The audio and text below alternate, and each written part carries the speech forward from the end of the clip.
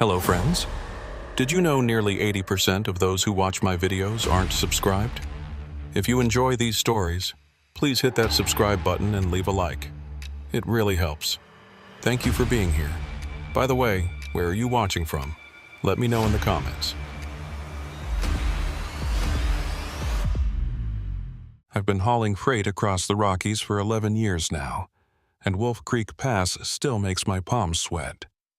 It doesn't matter how many times I've run it or how confident I feel rolling out of the depot in South Fork. That 10-mile descent from the summit always puts a knot in my chest.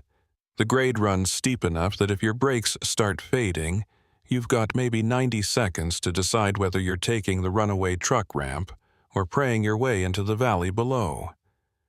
I've seen what happens when drivers choose wrong. Burned-out shells twisted against canyon walls, black streaks on the asphalt that take months to fade, memorial crosses nailed to trees with names I'll never forget.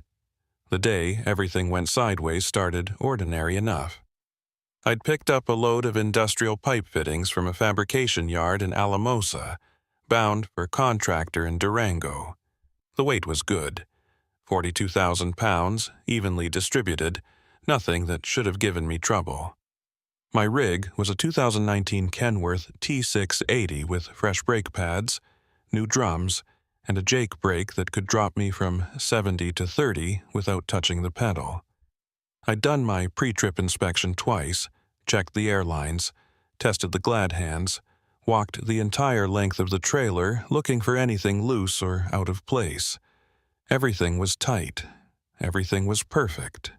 Or so I thought. I left Alamosa just after noon, rolled through Monte Vista with a full tank and a thermos of coffee that tasted like burnt rubber but kept me sharp. The sky was that kind of endless Colorado blue, not a cloud in sight, and the radio played classic rock stations all the way to the base of the pass. I remember thinking it was going to be an easy run, the kind where you get home early and don't have to explain yourself to dispatch. I was wrong about that. Dead wrong. The climb up the western slope was uneventful. I kept it in 6th gear, let the engine work, and didn't push it. The altitude always steals a little power, but the Kenworth handled it fine. I passed a couple of RVs crawling along at 30 miles per hour, gave them a wide berth, and waved at a park ranger parked in a turnout near the summit. He waved back. Everything felt normal. Everything felt right. By the time I crested the top and started the descent, I was already mentally planning my next load, thinking about the weekend, wondering if I'd have time to swing by my sister's place in Cortez before heading back to the depot. That's when I noticed the smell. Faint at first, just a whiff of something sharp and chemical, like burning plastic or overheated wiring. I sniffed the air inside the cab, checked the gauges, scanned the mirrors.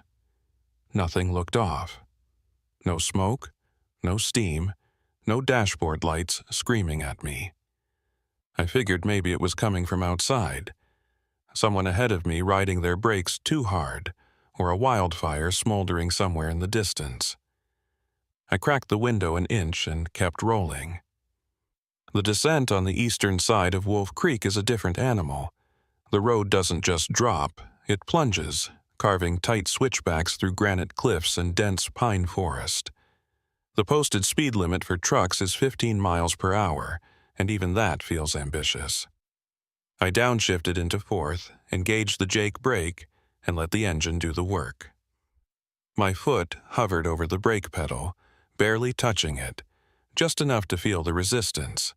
That's the technique they drill into you in training. Let the transmission hold you back, save the brakes for emergencies, and never, ever ride them hard on a long grade. But the smell got stronger. By the second switchback, it wasn't faint anymore. It was thick, acrid, clawing at the back of my throat. I checked the mirrors again, and this time I saw it. A thin wisp of smoke curling up from the rear axle on the driver's side. Not a lot, but enough to make my stomach drop. I eased off the throttle even more, downshifted to 3rd, and started looking for a place to pull over. There's not a lot of shoulder on Wolf Creek, just narrow strips of gravel barely wide enough for a compact car, let alone a fully loaded semi.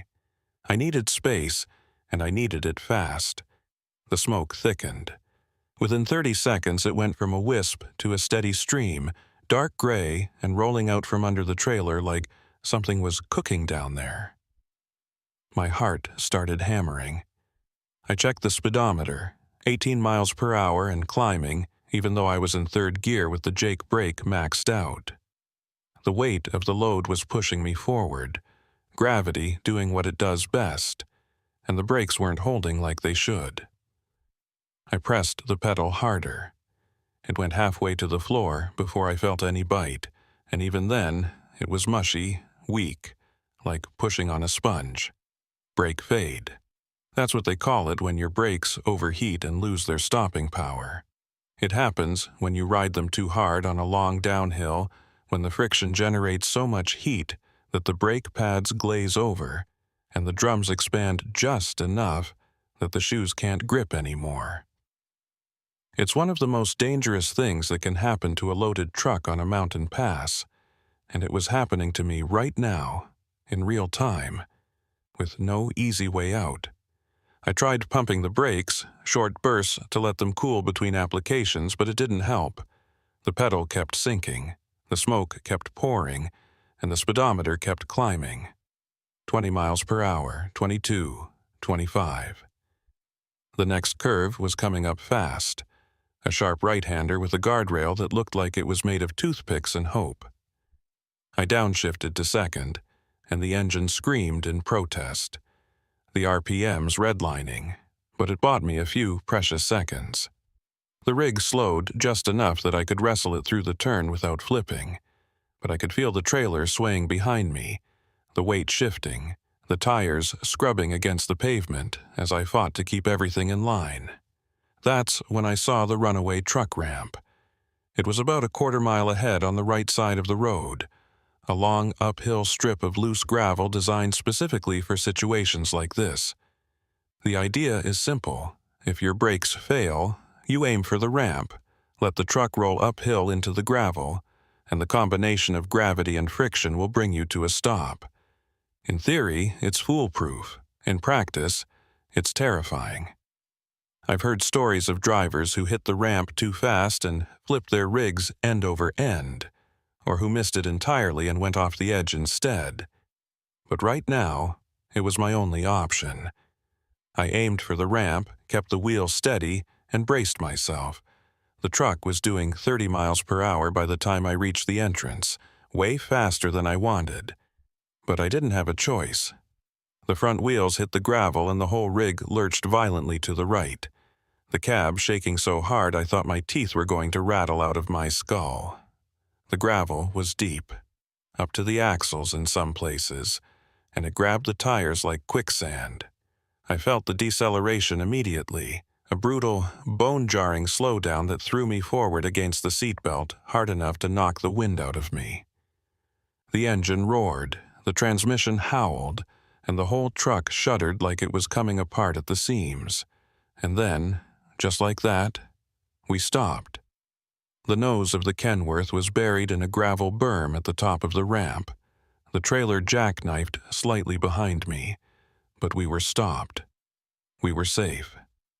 I sat there for a long moment, hands still gripping the wheel, breath coming in short, ragged gasps, trying to process what had just happened. My heart was pounding so hard I could feel it in my ears, and my hands were shaking so badly I couldn't let go of the wheel even if I wanted to. I forced myself to breathe. Slow, deep breaths. In through the nose, out through the mouth. The cab smelled like burned rubber and hot metal, and when I finally looked in the mirror, I saw a cloud of smoke still pouring out from under the trailer. I needed to get out and assess the damage, but my legs didn't want to cooperate.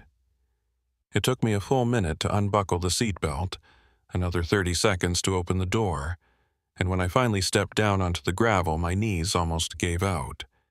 The rear axle on the driver's side was glowing, not figuratively, literally glowing, a dull orange-red that pulsed in the dim light under the trailer. The brake drum was so hot I could feel the heat radiating off it from 6 feet away, and the smell was overpowering. A mixture of scorched metal, burning rubber, and something else I couldn't identify. Chemical. Wrong. The kind of smell that makes your hindbrain scream at you to get away, get far away, right now. I backed up, pulled out my phone, and dialed dispatch. The call went through, but the connection was weak, crackling with static.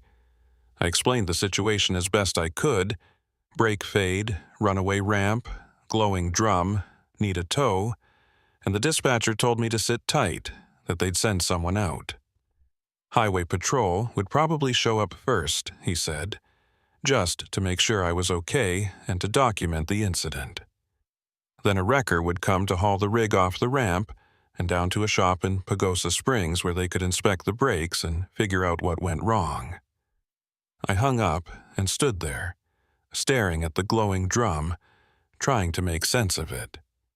Brake fade happens, sure, but not like this. Not on a truck that had been inspected less than 8 hours ago. Not with fresh pads and new drums.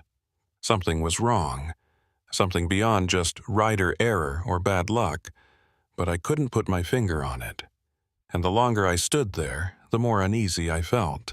Not scared, exactly, but off, like I was being watched. I turned around and scanned the tree line. Wolf Creek Pass is remote, surrounded by dense forest and steep terrain, and there's not a lot of human activity once you get away from the highway. But I couldn't shake the feeling that someone, or something, was out there, just beyond the edge of the trees, watching me, waiting.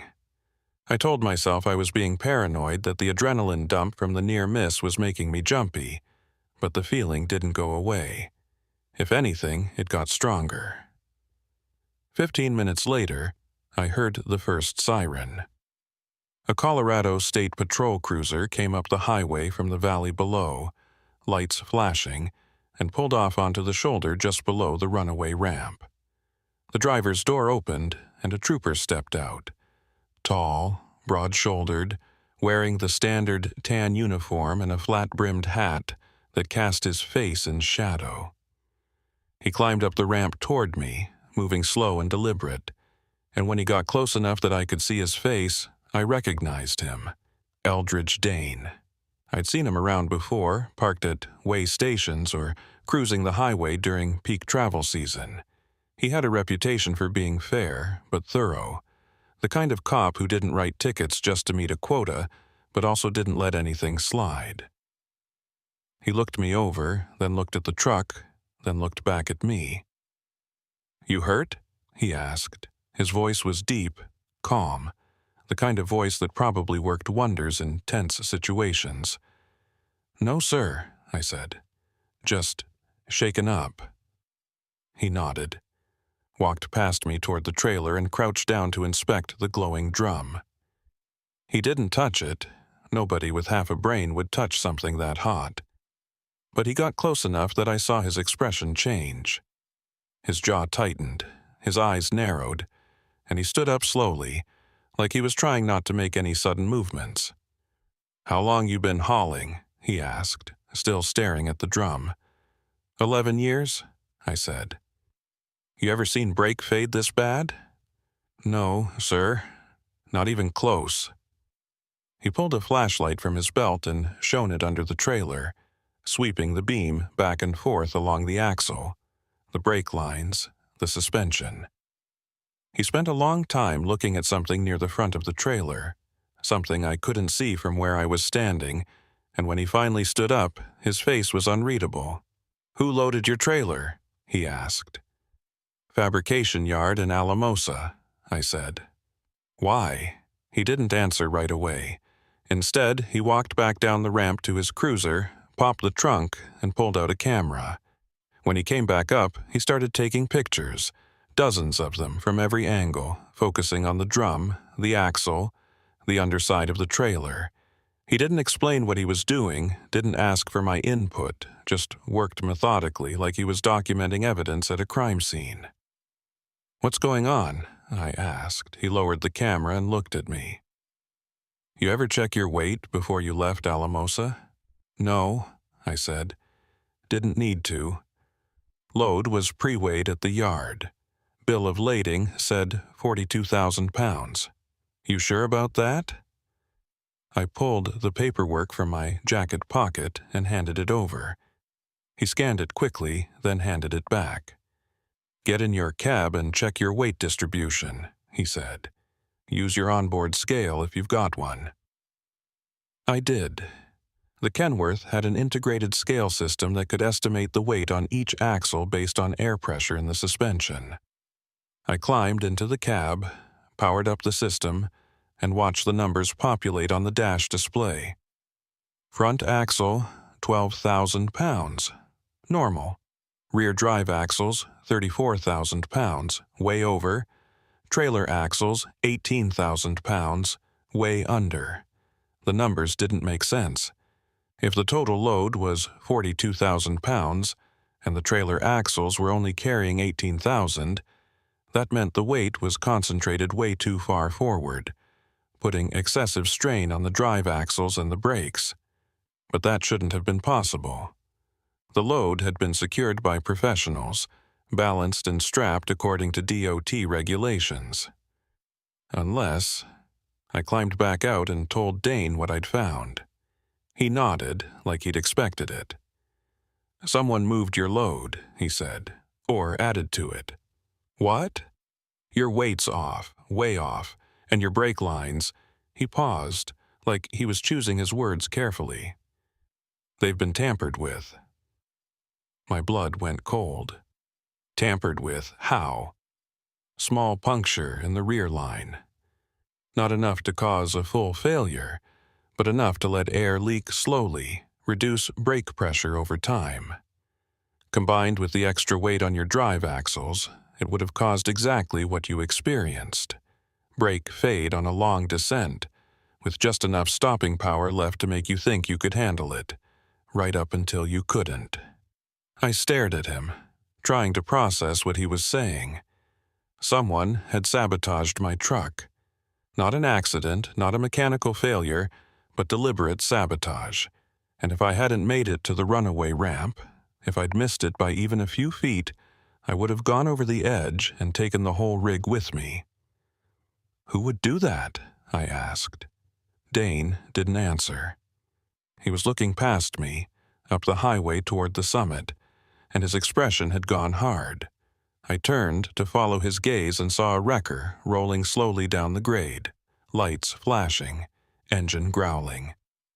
It was a big one, a heavy-duty rotator capable of lifting and towing fully loaded semis, and as it got closer I could see the name painted on the door, Veldon Recovery. The wrecker pulled off onto the shoulder and a man climbed out. Short, wiry, wearing grease-stained coveralls and a baseball cap pulled low over his eyes. Hoyt Veldon. I didn't know him personally, but I'd seen his trucks around. He ran one of the few towing operations that serviced Wolf Creek Pass, and he had a reputation for being fast, efficient, and expensive. He walked up the ramp toward us, hands in his pockets, moving with the kind of casual confidence that comes from doing the same job 1,000 times. When he reached Dane, he nodded once, then looked at me. "Heard you had some brake trouble," he said. His voice was gravelly, worn down by years of cigarettes and mountain air. "That's putting it mildly," I said. He walked past me to inspect the truck, and I watched as he did the same thing Dane had done. Crouched down, looked under the trailer, spent a long time staring at something I couldn't see. When he stood up, he wiped his hands on his coveralls and looked at Dane. "You see what I'm seeing?" Veldon asked. Dane nodded. "Yeah." "What?" I asked. "What are you seeing?" Neither of them answered. Veldon walked back down to his wrecker and started pulling chains and rigging from the bed, while Dane pulled me aside, away from the truck, away from Veldon, far enough that we couldn't be overheard. "Listen," Dane said, keeping his voice low. "Something's not right here. The brake line, the weight distribution, the way your load shifted. None of it adds up. And Veldon," he paused. "He's been the first responder to 6 runaway incidents on this pass in the last 18 months. 3 of them were fatal. In every case, the trucks had the same issue: tampered brake lines and shifted loads." I felt my stomach twist. "Are you saying he's involved?" "I'm saying I don't trust coincidences," Dane said. "And I'm saying you need to be careful. Don't sign anything. Don't let him take your truck until I've had a chance to document everything. And if he asks you about your route or your cargo, tell him you need to call your lawyer first." "I don't have a lawyer." "Then lie." Dane walked back to his cruiser and started making calls, while Veldon continued rigging the record to my truck. I stood there, caught between them, trying to make sense of everything that had just happened. My truck had been sabotaged. Someone had tampered with my brakes, shifted my load, and sent me down Wolf Creek Pass with just enough stopping power to make it look like an accident. And now, the guy who was supposed to tow me to safety was potentially connected to multiple fatalities on this exact stretch of road. I wanted to run. I wanted to get in my truck, fire it up, and drive straight down the mountain. Brake, fade be damned. But I couldn't. The rig was stuck in gravel up to the axles, the brakes were shot, and even if I could move, Dane would probably arrest me for leaving the scene. So I stayed and I watched. And I waited for whatever came next. Veldon worked fast. Too fast. He had the chains hooked up and the wrecker's boom positioned in less than 10 minutes, moving with the kind of efficiency that comes from doing the same job hundreds of times. But there was something mechanical about the way he moved.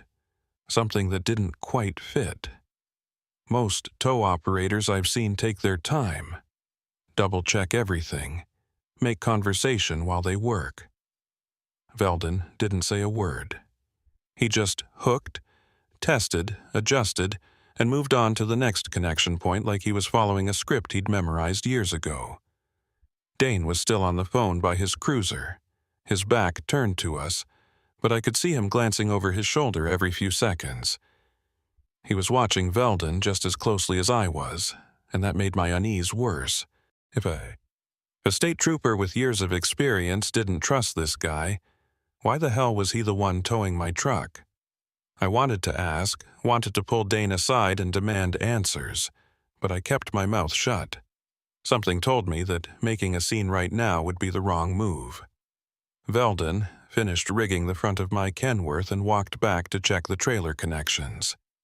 He moved around to the driver's side, the same side where the brake drum was still glowing faintly, and crouched down.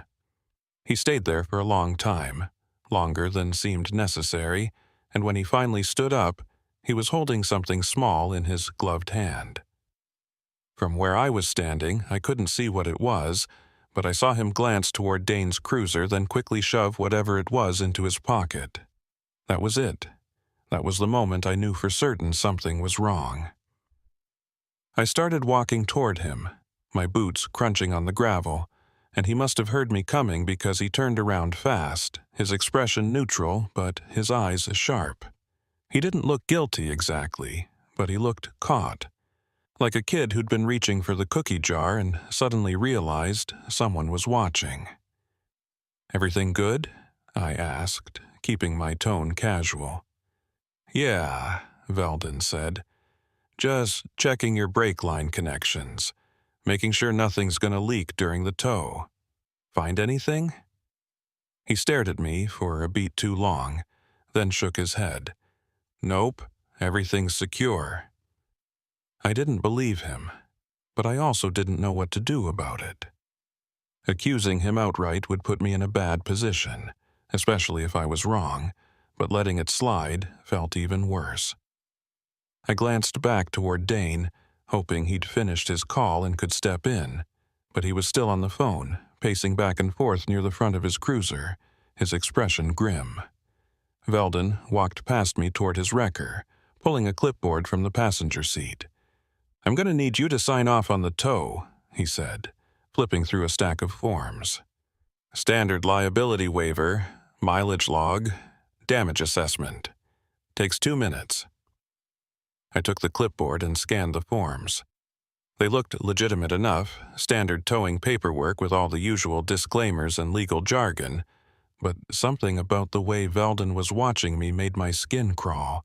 He wasn't just waiting for me to sign, he was studying me, reading my body language, looking for something. Hesitation, maybe, or compliance. "I need to call my dispatcher first," I said, handing the clipboard back. "Company policy. Can't sign anything without clearing it with them." Veldon's jaw tightened, just barely, but enough that I noticed.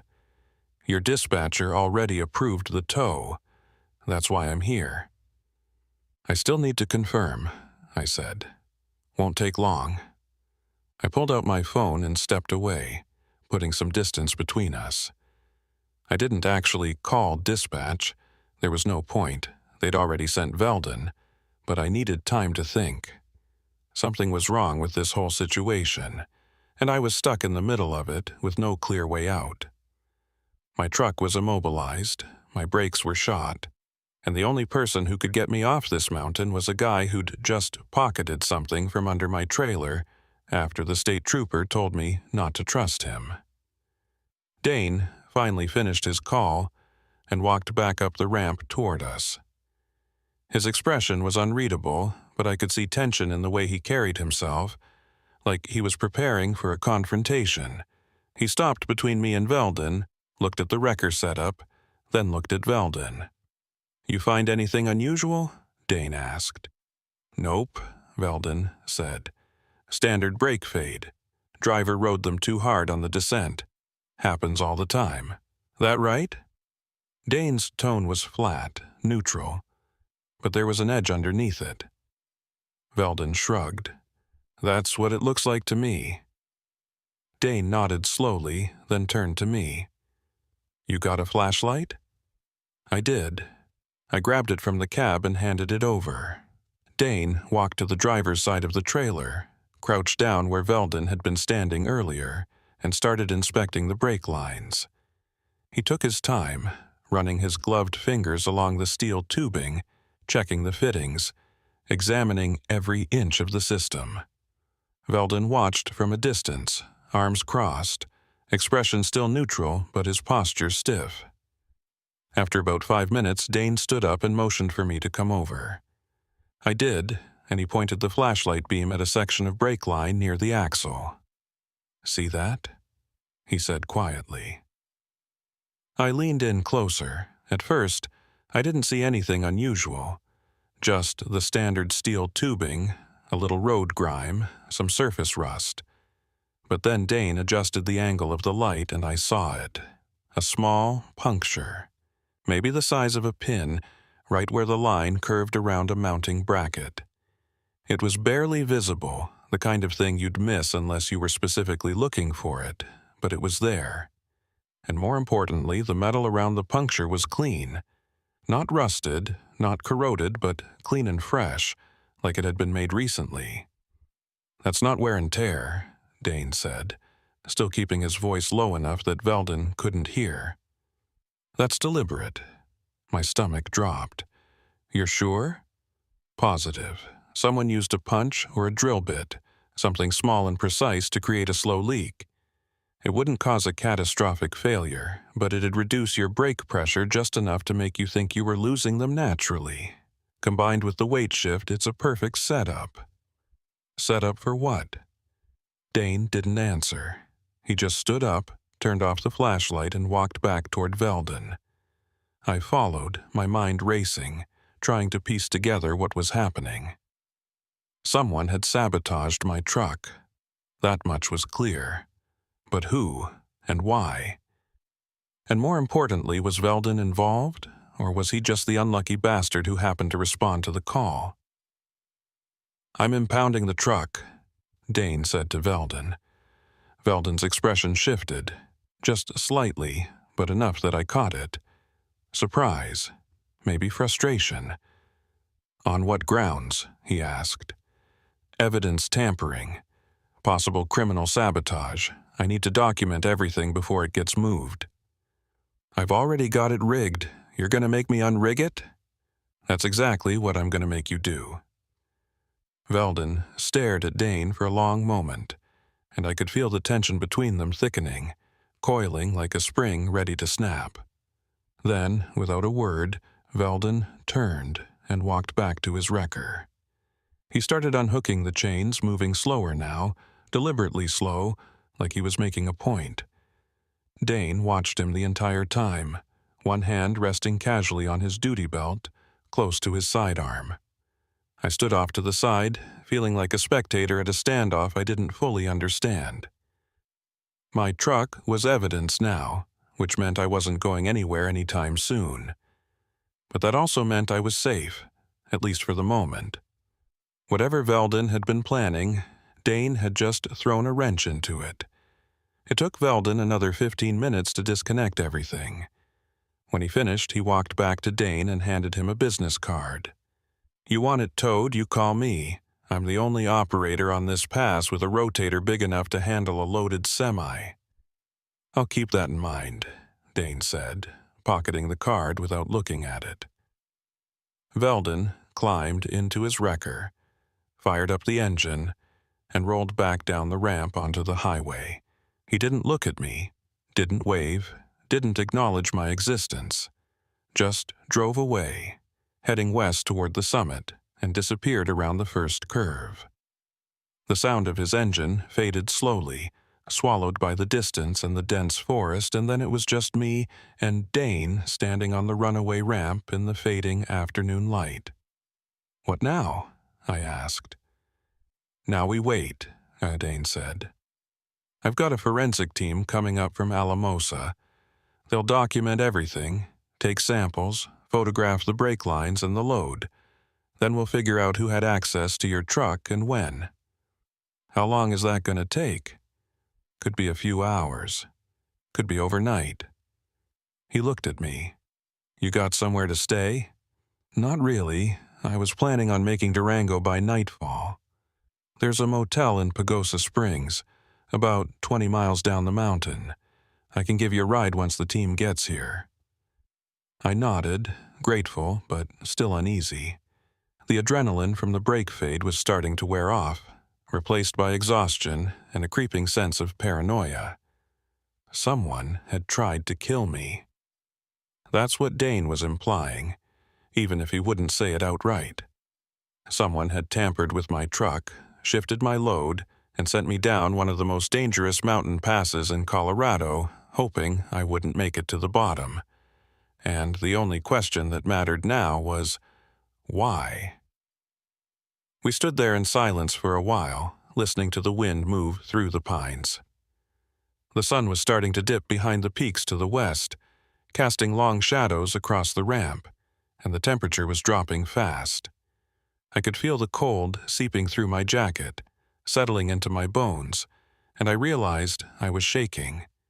Not from the cold, but from everything else, the fear, the confusion, the knowledge that I'd been inches away from dying and I still didn't know who'd put me there. You ever work with Veldon before? Dane asked suddenly. No, never even met him until today. What about your dispatcher? He ever mentioned Veldon's company? I thought about it. Not that I remember. Why? Just trying to connect dots. Dane pulled out a small notebook and started writing.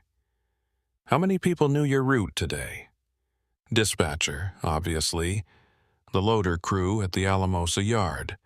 Maybe a couple other drivers at the depot. Why? You think one of them... I don't think anything yet, Dane said. But someone knew where you were going, what you were hauling, and when you'd be on Wolf Creek. That's not random, that's planned. A chill ran down my spine that had nothing to do with the temperature. I'd been driving trucks for over a decade, hauling everything from produce to heavy machinery, and I'd never once worried about someone targeting me. Sure, cargo theft happens, Hijackings happen, but sabotage? That was something else entirely. That was personal. You think Veldon's involved? I asked. Dane didn't answer right away. He just kept writing in his notebook, flipping pages, cross-referencing something. Finally, he looked up. 6 incidents in 18 months, he said. All of them on this pass. All of them involving loaded semis with brake failures. 3 fatalities, 2 serious injuries, 1 guy who walked away with nothing but psychological trauma.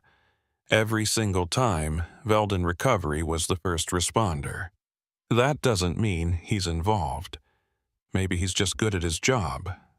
Maybe, Dane said.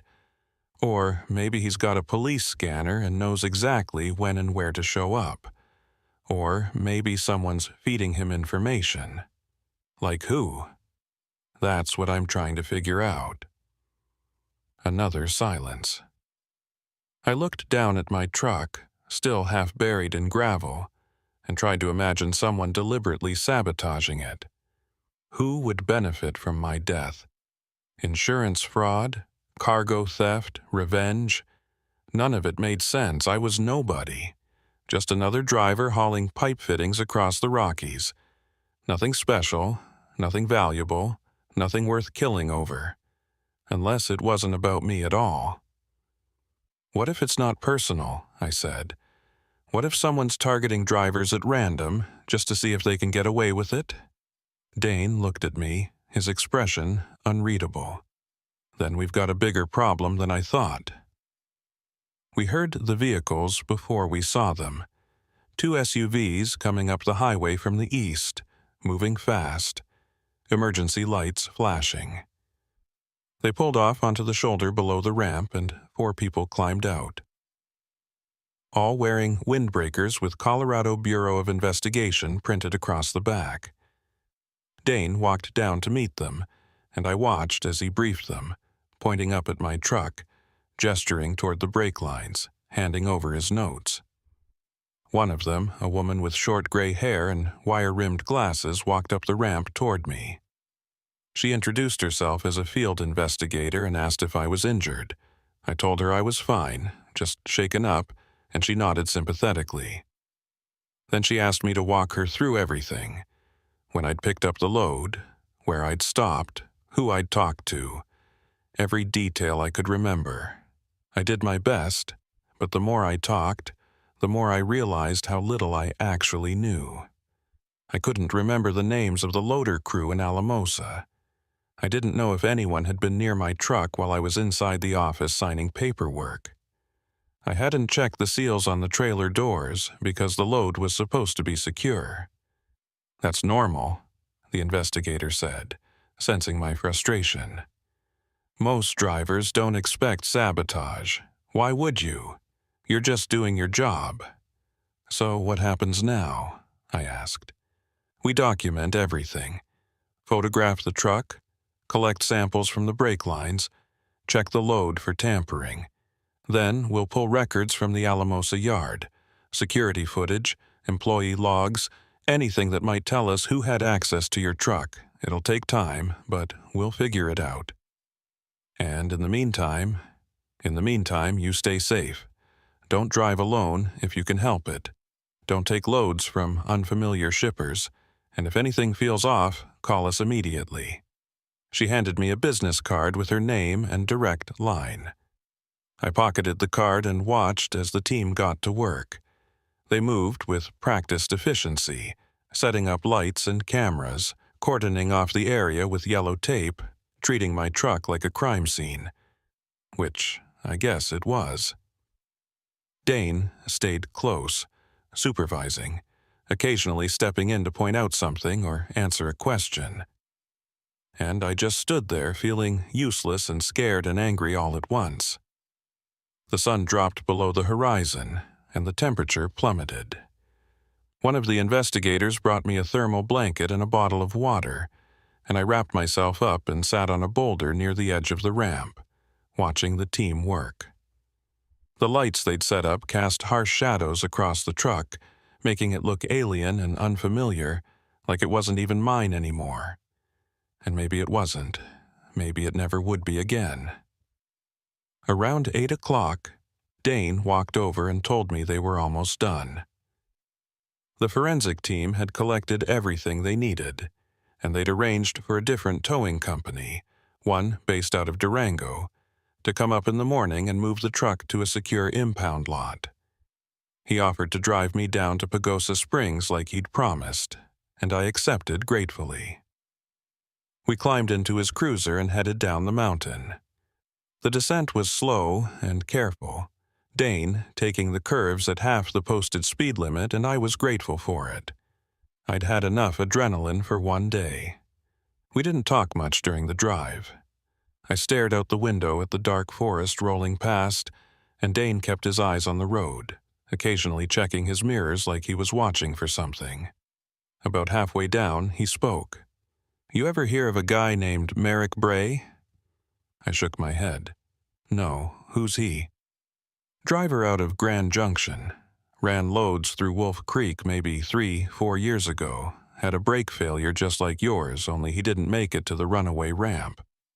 Went off the edge near mile marker 168. Truck rolled 4 times before it hit bottom. He survived, barely, but he was never the same. Spent 6 months in a hospital, another year in physical therapy. Lost his CDL, lost his livelihood." Jesus. Yeah, and here's the thing. His truck had the same issue. Punctured brake line, shifted load, everything set up to look like an accident. But nobody investigated it, no forensic team, no CBI, nothing. Everyone just assumed it was driver error and moved on. "Why are you telling me this?" Dane glanced at me. "Because Veldon towed his truck too." My blood ran cold. "You think Veldon's been doing this for years?" "I think someone has. Whether it's Veldon or someone working with him, I don't know yet. But the pattern's there. And now that we've got evidence, we can start connecting the dots." We reached Pagosa Springs just after 9. Dane dropped me off at a small motel near the edge of town, a run-down place with flickering neon and cracked pavement. But it was clean and cheap, and I didn't care. He gave me his card and told me to call if I remembered anything else, or if anything unusual happened. I thanked him, checked into a room on the 2nd floor, and locked the door behind me. I didn't sleep that night. I lay in bed with the lights on, staring at the ceiling, replaying everything in my mind. The smell of burning brakes, the smoke pouring from the drum, the way Veldon had moved, calm and efficient, like he'd done it all before. The punctured brake line, the shifted load, the business card Dane had pocketed without looking at. And then I remembered something small, something I'd dismissed at the time but now felt significant. When I'd picked up the load in Alamosa, the yard foreman had mentioned that the original driver, the guy who was supposed to haul this load, had called in sick that morning. Last-minute cancellation, he'd said. They'd scrambled to find a replacement, and I'd been the only one available, which meant someone had known the original driver wasn't coming, and someone had made sure I was the one who took his place. I grabbed my phone and called Dane. He answered on the 2nd ring, his voice alert despite the late hour. "I just remembered something," I said, and I told him about the last-minute driver swap. There was a long pause on the other end. Then, "I'll follow up on that first thing in the morning. In the meantime, keep your door locked and don't open it for anyone." "I'm serious. Anyone." "You think I'm still in danger?" "I think someone went to a lot of trouble to put you on that mountain today, and if they're willing to sabotage a truck, they might be willing to do worse." He hung up, and I sat there on the edge of the bed, holding my phone, feeling the fear settle back into my chest like a weight. I checked the door lock 3 times, wedged a chair under the handle, and pulled the curtains closed. Then I sat with my back against the headboard, fully dressed, boots still on, and waited for morning. Somewhere outside, a semi rolled past on the highway. its engine rumbling low and steady. The sound faded slowly, swallowed by distance, and I wondered where that driver was headed. I wondered if they knew how lucky they were. And I wondered if I'd ever feel safe behind the wheel again. Morning came slow and gray. I'd managed maybe 2 hours of sleep, broken into 15-minute chunks, interrupted by every sound outside. Car doors slamming, voices in the parking lot, the ice machine groaning down the hall. Each time I jerked awake, I'd check the door, check the windows, check my phone for messages. Nothing. Just silence and the slow crawl of minutes toward dawn. Around 6:30, I gave up on sleep entirely and took a long shower, letting the hot water beat against my neck and shoulders until the motel's ancient water heater gave out. I dressed, packed my duffel, and sat on the edge of the bed waiting for Dane to call. He'd said he'd follow up on the driver swap first thing in the morning, but first thing in law enforcement time could mean anything from 7 a.m. to noon. I needed coffee and food, but I didn't want to leave the room in case he called. At 7:15, my phone rang. Dane's number. "I need you to come down to the station," he said, skipping pleasantries. "We found something." "What kind of something?" "The kind I can't talk about over the phone. There's a diner 2 blocks north of the Arcoleta County Sheriff's Office. Meet me there in 30 minutes. He hung up before I could ask questions. I grabbed my jacket, checked out of the motel, and drove my rental. A compact sedan the insurance company had arranged, through the quiet streets of Pagosa Springs. The town was small, built around hot springs and tourism, and at this hour it was mostly empty except for a few early risers heading to work. I found the diner easily enough, a retro-style place with chrome trim and vinyl booths, and Dane was already inside, sitting in a corner booth with a mug of coffee and a folder thick with papers. I slid into the seat across from him. He looked tired, like he'd been up all night, and there was a tightness around his eyes that hadn't been there yesterday. He pushed a menu toward me without saying anything, and I ordered coffee and eggs from a waitress who looked like she'd rather be anywhere else. Once she was gone, Dane opened the folder and pulled out a series of photographs. He laid them on the table between us, each one showing a different angle of my truck, the punctured brake line, the shifted load, the glowing drum. Then he pulled out another set of photos, older ones, grainy and slightly faded. Different trucks, different locations, but the same details. Punctured brake lines, shifted loads, the same mechanical fingerprint. "These are from the other incidents," Dane said, tapping the older photos. 4 of them, 2 from Wolf Creek, 1 from Monarch Pass, 1 from Red Mountain, all within the last 3 years, all involving drivers who had last-minute route changes or driver swaps, just like you. I stared at the photos, my stomach tightening. Someone's been doing this for 3 years? At least. Could be longer. These are just the ones where we have physical evidence. There could be others that were written off as accidents before anyone thought to look closer. He pulled out another document, a printed spreadsheet with names, dates, and locations. Here's the pattern. Every single incident involved a load originating from a specific set of fabrication yards or distribution centers, all of them in the San Luis Valley, Alamosa, Monte Vista, Del Norte, and every single time Veldon Recovery responded within 30 minutes. "That's not possible," I said. "Wolf Creek is remote. There's no way he could get there that fast unless he was already nearby," Dane finished. "Which means either he's monitoring police scanners and positioning himself in advance, or someone's tipping him off." "Who?" Dane leaned back, his expression grim. "That's what I spent all night trying to figure out. I pulled dispatch records, towing contracts, insurance claims, and I found something interesting.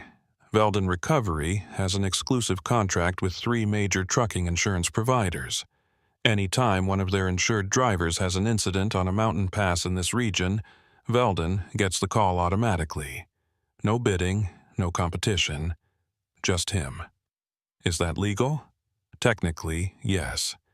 Insurance companies can contract with whoever they want.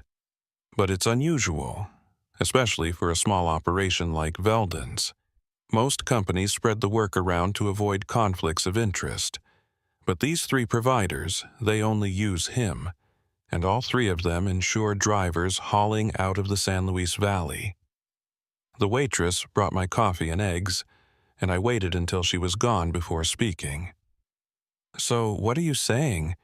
Veldon's got some kind of deal with the insurance companies?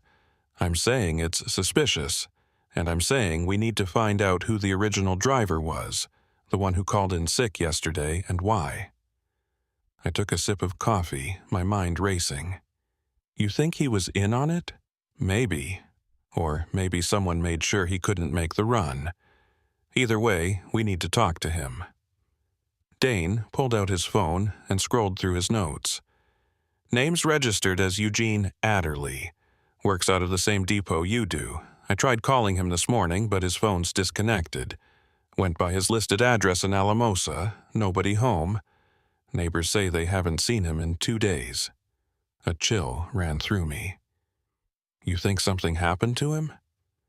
I think it's too much of a coincidence that he disappeared the same day you nearly died on Wolf Creek Pass. Dane gathered the photos and slid them back into the folder. I've got a bolo out on him, but in the meantime, I need you to think, did you notice anything unusual at the Alamosa yard? Anyone watching you? Anyone asking questions about your route? I thought back, trying to remember. The yard had been busy, forklifts moving pallets, loaders shouting over the noise of engines and air wrenches. I checked in at the main office, signed the paperwork, and waited while they loaded the trailer. Standard procedure. I hadn't noticed anyone paying particular attention to me, but then again, I hadn't been looking. There was a yard foreman, I said slowly. Older guy, maybe 60. He's the one who told me about the driver swap. Said Eugene had called in that morning. Food poisoning or something. He seemed frustrated about it, like it had screwed up the schedule. You remember his name? I shook my head. He was wearing a company vest, but I don't think I caught his name. Just talked to him for a minute or two. Dane made a note. I'll pull employee records from the yard, see if anyone stands out. He paused. What about after the load? Did you stop anywhere between Alamosa and Wolf Creek? Just once. Gas station in Monte Vista. Filled up, used the restroom, grabbed a coffee, maybe 15 minutes total. You leave the truck unattended? Yeah, but I locked it. And I checked the seals on the trailer when I came back. They were intact. Seals can be replaced, Dane said quietly. If someone knew what they were doing, they could pop the original, shift the load, and put on a new one. You'd never know the difference unless you checked the serial numbers. My hands tightened around the coffee mug. The idea that someone had been inside my trailer, moving things around, sabotaging the weight distribution while I was inside a gas station buying coffee, it made my skin crawl. I'd been so careful, so thorough with my pre-trip inspection, and it hadn't mattered. They'd gotten to me anyway. So, what do we do now? I asked. Now, I keep digging. And you stay visible. Don't go anywhere alone. Don't take any loads until this is sorted out. And if you see Veldon or anyone associated with his company, you call me immediately, understand? I nodded. Dane slid a second business card across the table. This one with a different number written on the back in pen. That's my personal cell. It's on 24/7. If anything feels wrong, you use it. We finished our coffee in silence, and then Dane walked me out to the parking lot. The morning sun was breaking through the clouds, casting long shadows across the pavement, and for a moment everything felt almost normal, almost safe. But I knew better. Someone out there wanted me dead, and until we figured out who and why, I was still a target. Dane drove off toward the sheriff's office, and I sat in my rental car staring at the folder of photos he'd left with me. I flipped through them again, looking for something I'd missed, some detail that would make everything click into place. But all I saw were broken trucks and punctured brake lines and the faces of drivers who'd trusted the wrong people. I drove back to Alamosa. I don't know why. Dane had told me to stay put, to keep a low profile. But I needed to see the yard again, needed to walk through the space where my truck had been loaded and try to remember if I'd missed something. The drive took about an hour, and I spent most of it checking my mirrors, watching for vehicles that stayed too close or followed too long. Paranoia, maybe, but it felt justified. The fabrication yard looked different in daylight. Busier, louder, with trucks coming and going in a steady stream. I parked near the main office and walked through the gate, keeping my head down, trying not to draw attention. Nobody stopped me. Nobody even looked at me.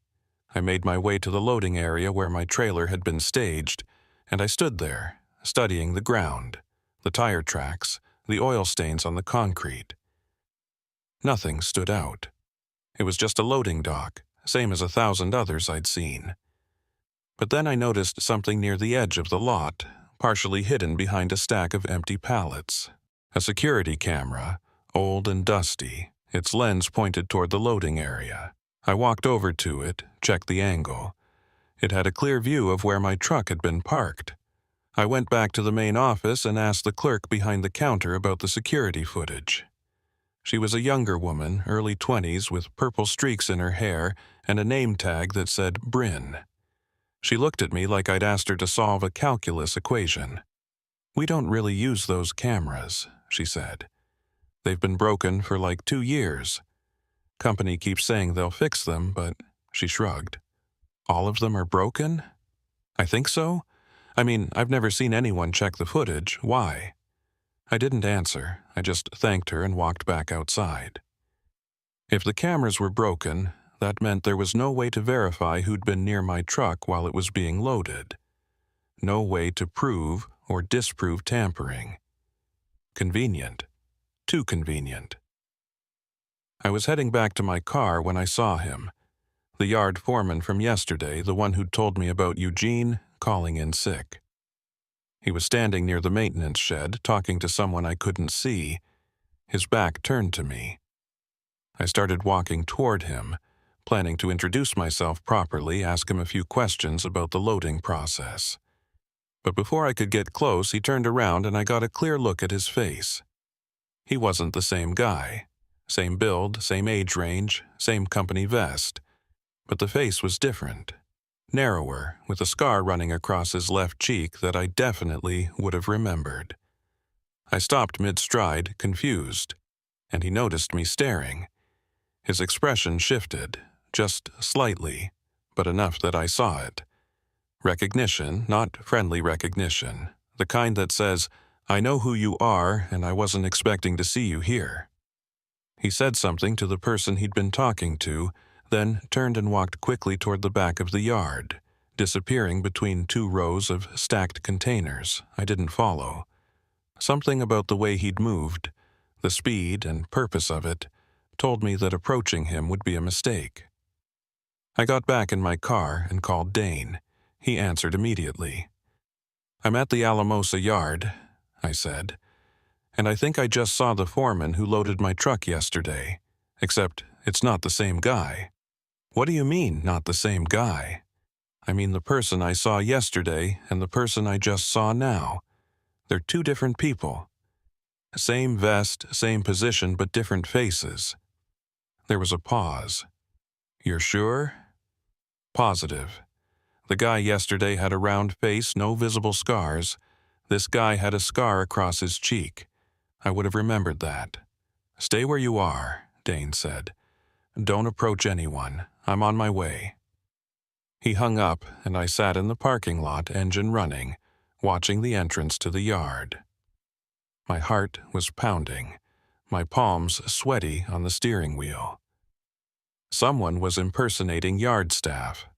Someone had access to company vests and credentials and knew exactly when and how to insert themselves into the loading process, which meant this wasn't just opportunistic sabotage. This was organized, planned, professional. 20 minutes later, Dane's cruiser pulled into the lot, followed by a second unmarked vehicle. Dane got out, along with a plainclothes investigator I recognized from yesterday's forensic team. They walked over to my car, and I stepped out to meet them. "Show me where you saw him," Dane said. I led them to the maintenance shed, pointing out where the fake foreman had been standing. The area was empty now, no sign of anyone. But Dane and the investigator started searching anyway, checking the ground, the shed, the stacked containers. After a few minutes, the investigator called out from behind one of the containers. "Got something." We hurried over.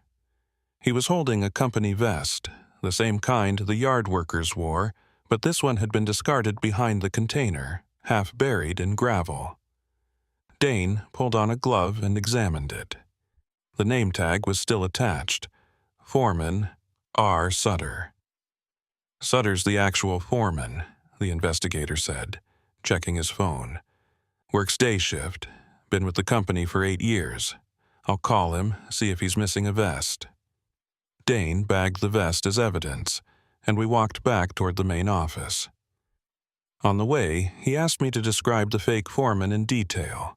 Height, weight, distinguishing features, anything that might help identify him. I did my best, but the truth was, I hadn't gotten a great look. He'd been wearing a cap pulled low, and I'd only seen him for a few seconds before he disappeared. The investigator got off the phone. "Sutter says his spare vest went missing last week. He reported it to management, but nothing came of it. Figured someone just grabbed it by mistake." "Last week," Dane repeated, his jaw tight. "So someone's been planning this for at least 7 days, maybe longer." We spent another hour at the yard, interviewing workers, checking records, trying to find anyone who'd seen the fake foreman or noticed anything unusual. Nobody had, or if they had, they weren't saying. The yard employed dozens of people, most of them contractors or temps, and the turnover was high enough that unfamiliar faces didn't raise red flags. By early afternoon, we'd hit a dead end. Dane told me to go back to the motel in Pagosa Springs, stay put, and let him handle the investigation. I wanted to argue, wanted to be useful, but I could see the exhaustion in his eyes, and knew he didn't need me underfoot. So I drove back, checked into the same motel, and locked myself in the same room. I tried to sleep, but every time I closed my eyes I saw the fake foreman's face, the way he'd looked at me when he realized I'd spotted him. Not angry, not scared, just calculating. Like he was already 3 steps ahead and I was just catching up. Around 4 in the afternoon, my phone buzzed. Text from Dane. "Found Eugene Adderley. Meet me at the station." I drove over immediately. Dane was waiting in the parking lot, and one look at his face told me it wasn't good news. "He's alive," Dane said, "but barely. Flagstaff PD found him in a motel outside Williams, Arizona. Severe dehydration, possible drug overdose. He's in the ICU now, unconscious. Can't talk, might not wake up." Arizona? What the hell was he doing in Arizona? That's what I want to know. His truck was found abandoned at a rest stop near Gallup, New Mexico. Keys in the ignition, wallet on the seat, phone smashed on the floor. Someone drove it there, ditched it, and left him to die in a motel 300 miles away. The pieces were starting to fit together, forming a picture I didn't want to see. "They got to him first," I said quietly. "Made sure he couldn't make the run, then put me in his place." "That's my theory," Dane said. "Question is, why you? What made you the target?" I didn't have an answer. I'd been asking myself the same question since yesterday, and I still couldn't come up with anything that made sense. I was just a driver. No enemies, no debts, no reason for anyone to want me dead. Unless, what if it's not about me? I said. What if I'm just convenient?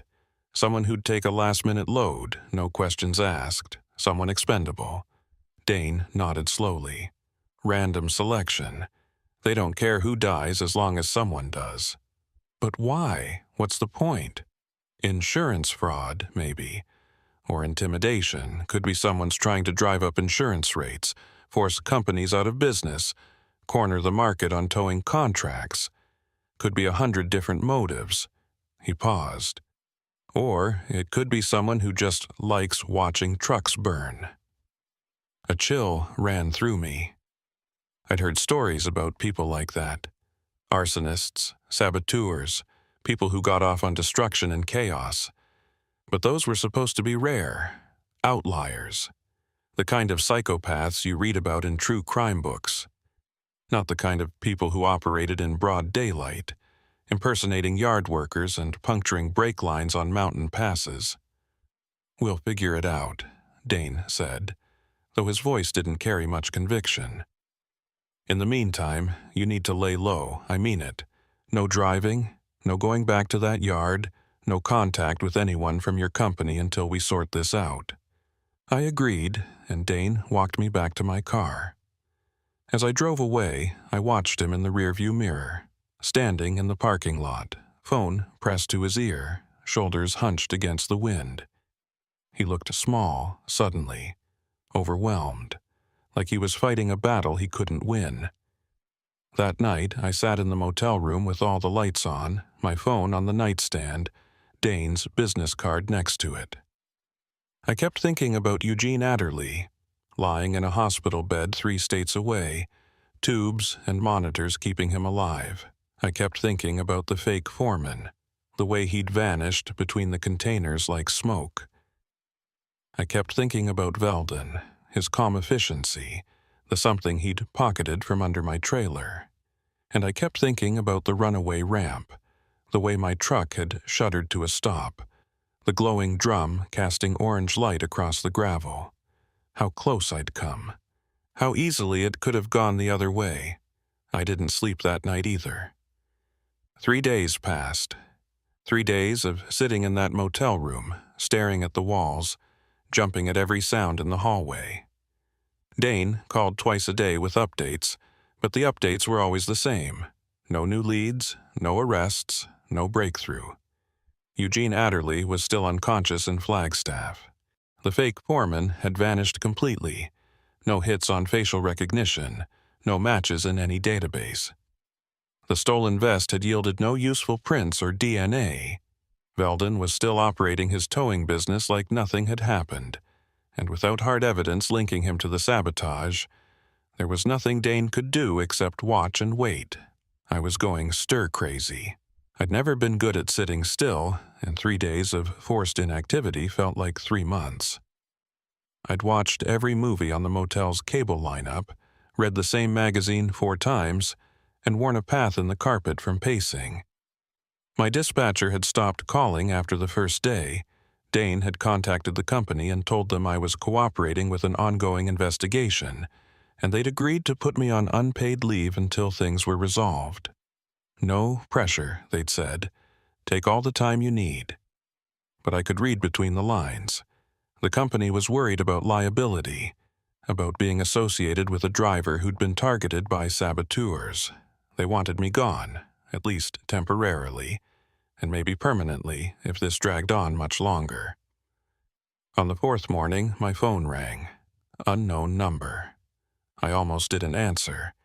Dane had warned me about potential harassment or threats, but curiosity got the better of me. "Is this Thatcher Kincannon?" The voice was male, older, with a slight rasp like he'd spent a lifetime smoking. "Who's asking?" "My name's Harlan Grise. I'm an attorney. I represent someone who has information about what happened to you on Wolf Creek Pass." I sat up straighter. What kind of information?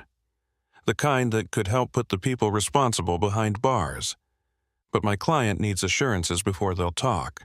Protection, immunity from prosecution, relocation assistance, the works. Why are you calling me? Shouldn't you be talking to the state patrol? My client doesn't trust law enforcement. They've seen too many cases where witnesses end up dead or disappeared. But they trust you. Or at least they trust that you have a vested interest in seeing justice done. I don't understand. Who's your client? Can't tell you that over the phone. But if you're willing to meet, I can arrange a face-to-face. Neutral location, public place, whatever makes you comfortable. Every instinct I had screamed that this was a trap. But another part of me, the part that was desperate for answers, desperate to understand why someone had tried to kill me, wanted to hear what this person had to say. I need to talk to Sergeant Dane first, I said. Of course, but do it quickly. My client is scared, and scared people don't stay brave for long. You've got 48 hours. He hung up before I could respond. I immediately called Dane and told him about the conversation. He was quiet for a long moment. It could be legitimate, he said finally. Or it could be someone trying to lure you out into the open. Hard to say without more information. So what do I do? Let me run the name. Harlan Grise.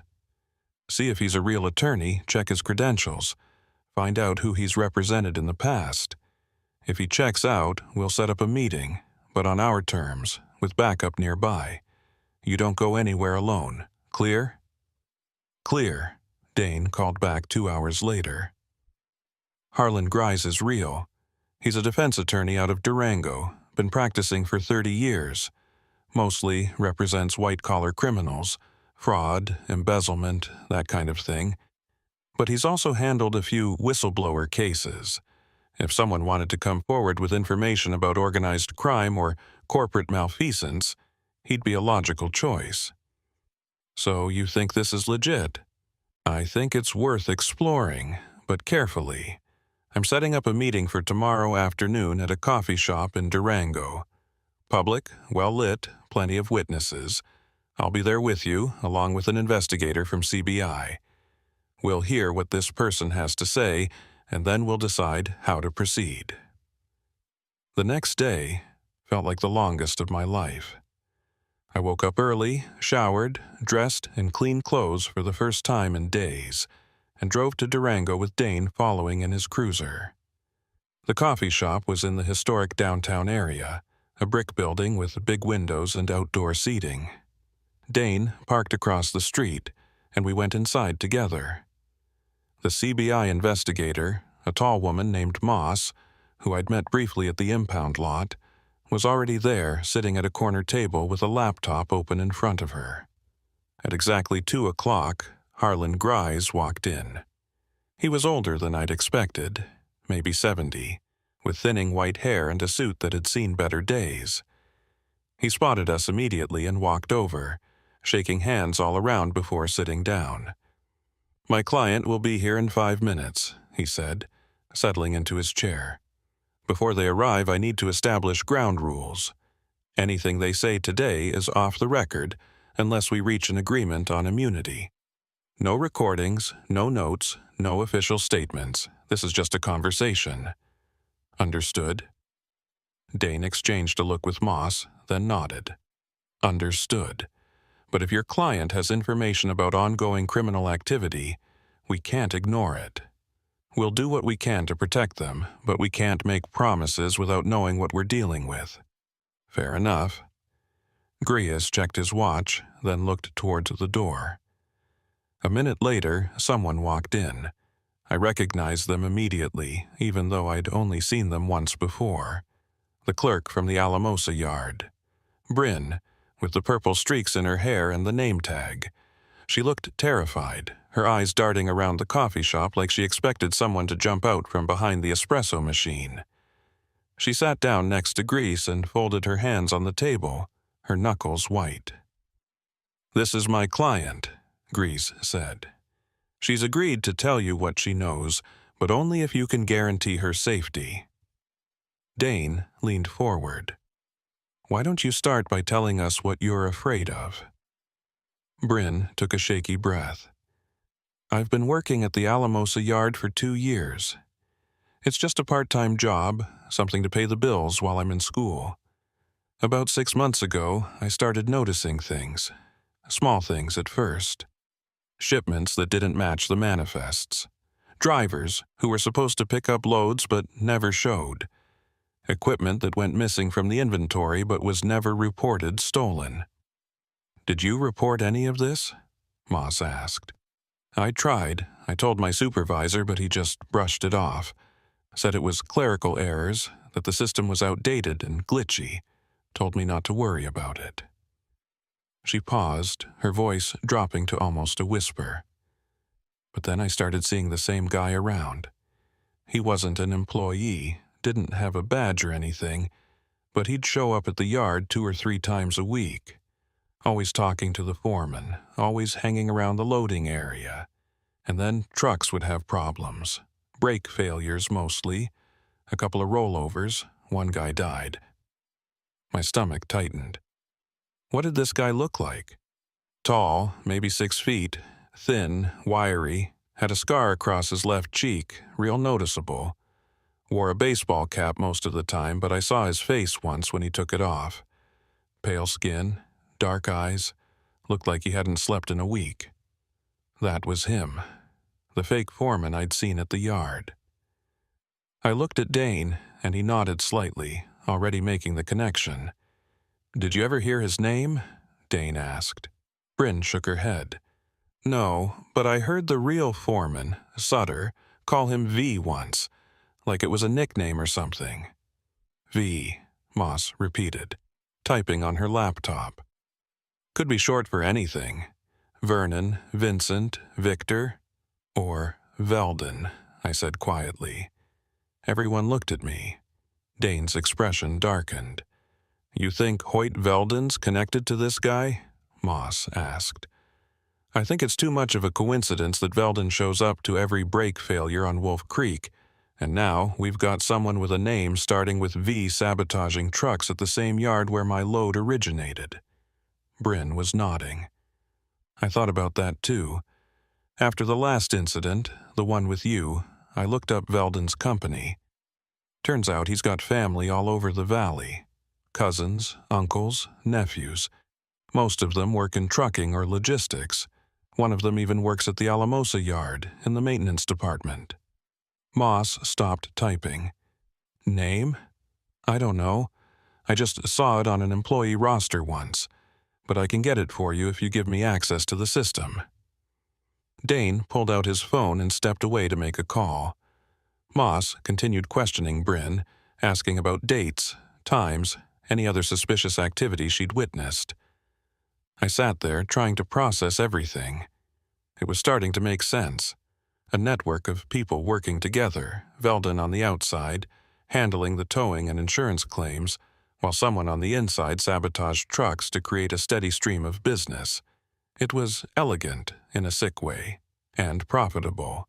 Towing a loaded semi off a mountain pass could run $10,000, $15,000 easy.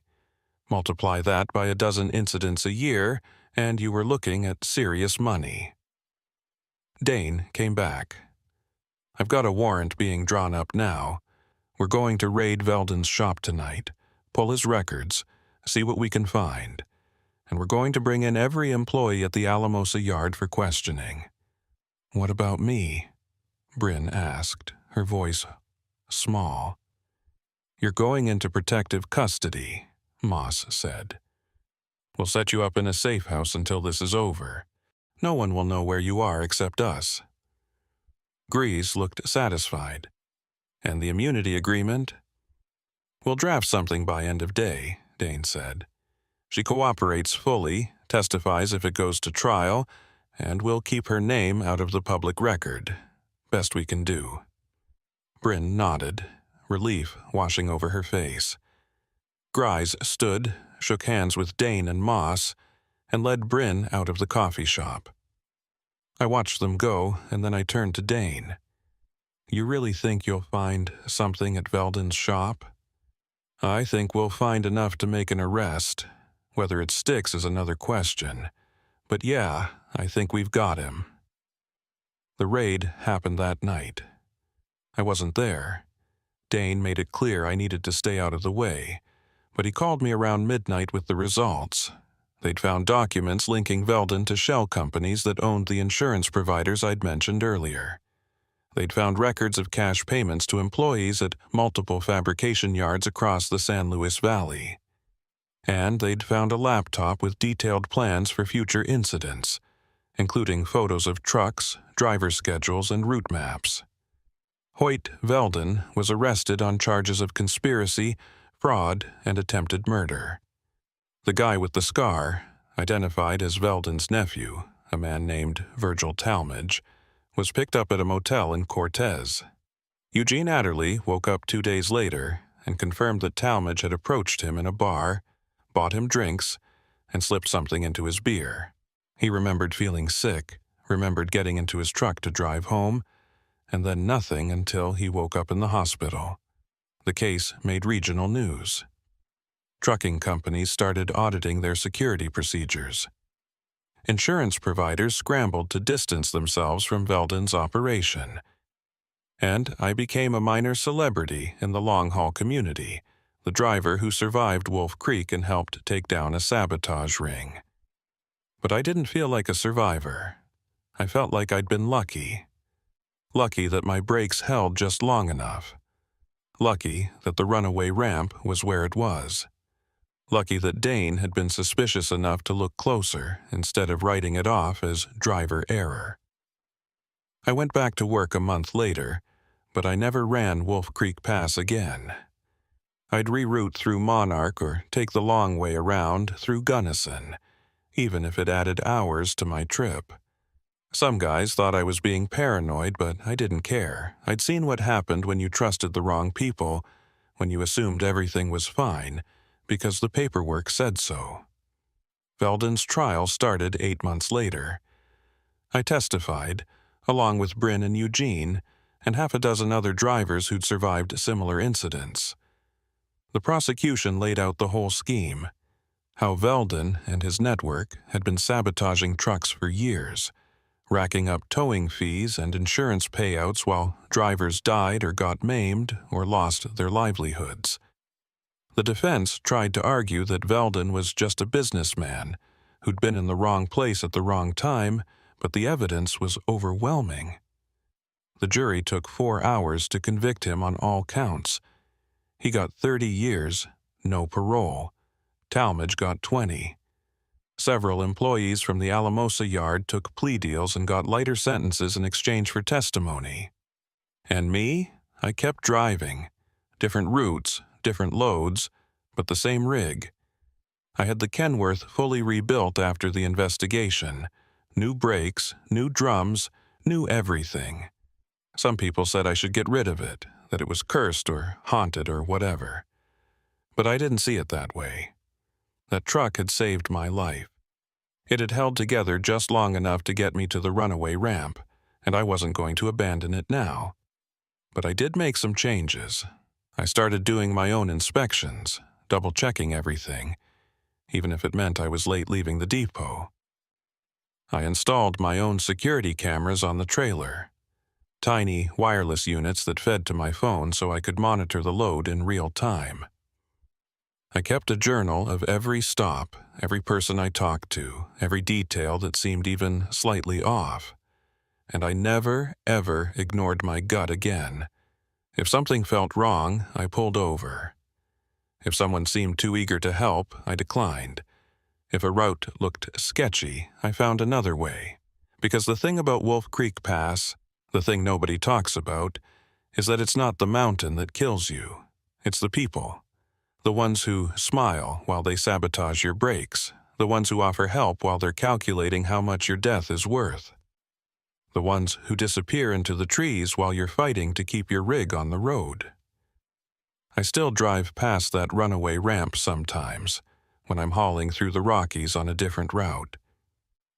I slow down when I reach it, just for a second, and I look at the gravel berm where my truck came to a stop.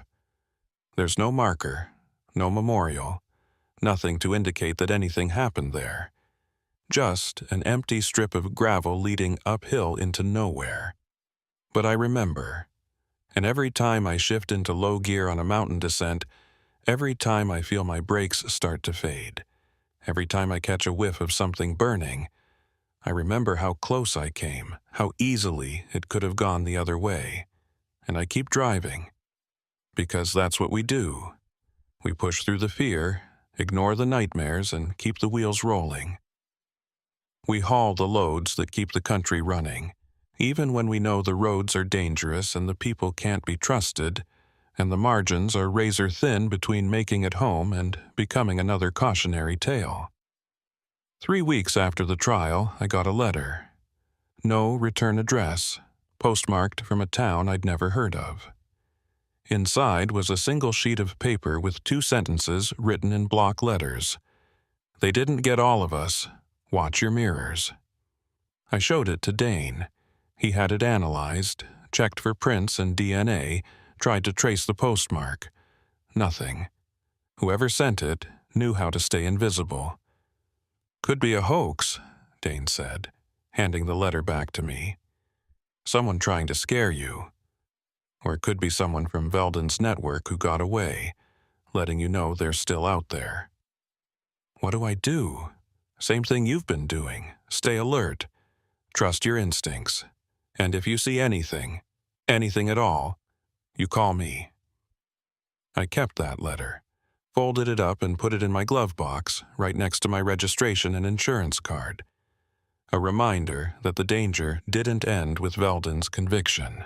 That there are people out there, on these mountain roads, in these remote depots who see drivers as targets instead of human beings. I still drive Wolf Creek's sister passes, still haul through the Rockies, still make my deliveries on time. But I'm different now. Harder, more careful, less trusting. And sometimes, late at night, when I'm alone on a dark stretch of highway with nothing but the stars and the white lines and the distant glow of a town I'll never stop in, I check my mirrors, just to make sure no one's following, just to make sure I'm still alone. Because out here, in the mountains, you never really know who's watching, who's waiting, who's already 3 steps ahead, planning the next brake line to puncture, the next load to shift, the next driver to send screaming down a grade with no way to stop. All I know is this. I'm still here. Still driving, still alive, and I intend to keep it that way.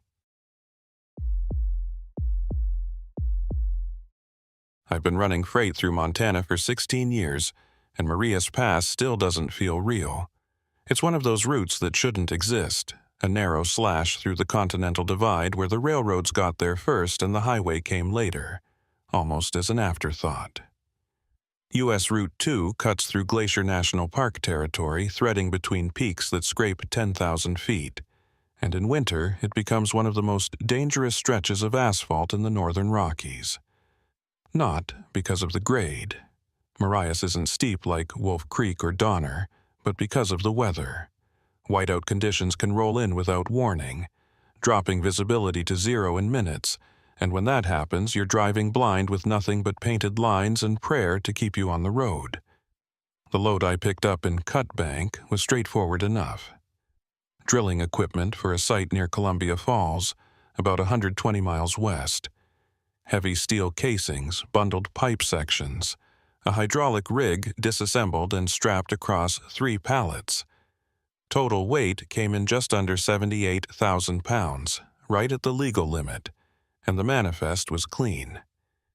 I'd hauled for this client before. Energy sector, always paid on time, never any surprises. The dispatcher told me to take my time, watch the weather, and call if I ran into trouble. Standard winter protocol for Montana runs. I left Cut Bank just after noon on a Tuesday in late January. The sky was overcast but stable, temperature hovering around 18 degrees, and the forecast called for light snow starting around midnight. I figured I'd be through the pass and into Columbia Falls long before that, maybe even have time to grab dinner and find a motel for the night. The rig was a 2016 Freightliner Cascadia, solid and reliable, with new winter tires and chains already mounted on the drive axles. I checked the airlines, tested the brakes, verified the load straps twice. Everything was tight. Everything was ready. The first 60 miles were uneventful. I rolled through Browning past the Blackfeet Reservation, watching the plains give way to foothills and then to serious mountains. The road stayed mostly straight through that section, following the railway that parallels Route 2 for most of its length, and I kept the rig at a steady 55, letting the Jake brake handle most of the minor grades. Traffic was light, a few passenger vehicles, a couple of RVs heading east, no other semis. That wasn't unusual for this time of year. Most drivers avoid Marias in winter if they can help it, rerouting south through Missoula or north through Shelby, even if it adds 100 miles. But I knew the pass, respected it, and figured I could handle whatever it threw at me. The Ways station sat at the eastern approach to the pass, about 10 miles past the park boundary. It's a mandatory stop for all commercial vehicles. Montana DOT doesn't mess around with weight enforcement, especially on mountain routes where overloaded trucks can turn into runaway disasters. I pulled off onto the scale platform, watching the digital readout flash as the system calculated my weight. The booth was small, just a concrete block building with narrow windows and a speaker mounted on a pole. I'd been through this station maybe 30 times over the years, always the same routine. Pull onto the scale, wait for the green light, proceed if everything checks out, or pull into the inspection bay if they want a closer look. The speaker crackled. Shut down your engine and step inside. That was unusual. Normally they just gave you a green light or waved you into the bay for a quick visual inspection. Having to go inside meant paperwork, questions, maybe a full inspection if they suspected something was off. I killed the engine, grabbed my logs and manifest and walked across the frozen lot to the booth. The guy behind the counter was someone I'd never seen before. Mid-50s, broad shoulders, wearing a Montana DOT uniform with a name tag that read Q. Drummond, Weighmaster.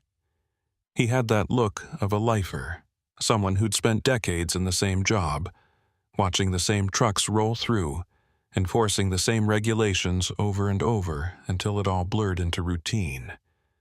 But his expression wasn't routine. It was tight, focused, like he was working through a problem he didn't particularly want to solve. "License and manifest," he said without preamble. I handed them over. He scanned my CDL, typed something into his computer, then studied the manifest for a long time. Too long. I watched him flip through the pages, checking the weight distribution, the load description, the route authorization. Everything was in order. I knew it was because I'd triple-checked it myself before leaving Cut Bank. But something about the way he was looking at the paperwork made my stomach tighten. "This manifest says you're hauling 78,000 pounds, he said, finally. "That's right." "Scale says 73.5. I blinked. "That's not possible. I watched them load it. Saw the certified weight slip from the shipper." "You got that slip with you?" I did. I pulled it from my folder and handed it over. He compared it to his screen, his jaw working like he was chewing on something unpleasant. "Shipper's scale in Cut Bank shows 78,000, he said. "My scale shows 73.5. That's a 4,500-pound discrepancy. Maybe your scale's off." His eyes flicked up to meet mine, and the look in them wasn't friendly. "My scale gets calibrated every month. Last certification was 2 weeks ago. It's not off." "Then I don't know what to tell you. I loaded in Cut Bank, drove straight here, didn't stop except for fuel in Browning. Nothing came off that trailer." Drummond set the manifest down and leaned back in his chair. "You mind if I take a look at your load?" It wasn't really a question. I nodded, and he grabbed a jacket and a flashlight from a hook near the door. We walked back out into the cold, and I followed him around to the rear of the trailer. The seals were intact. I checked them in Browning when I fueled up, but Drummond examined them anyway, running his gloved fingers over the metal clips, checking the serial numbers against the manifest. "Seals match," he said, almost to himself. Then he walked along the driver's side of the trailer, tapping the panels with his flashlight like he was listening for hollow spots. When he reached the front section, near the gap between the cab and the trailer, he stopped and crouched down. I watched as he shone his light into the undercarriage, moving the beam slowly across the suspension, the landing gear, the support beams. "You haul refrigerated loads?" he asked. "Sometimes. Why?" "You've got a reefer bracket on this trailer." "Yeah, it's a combo unit. Can run dry or refrigerated depending on the load." He stood up, brushing snow off his knees. "Reefer unit adds weight, usually around 1,800 pounds.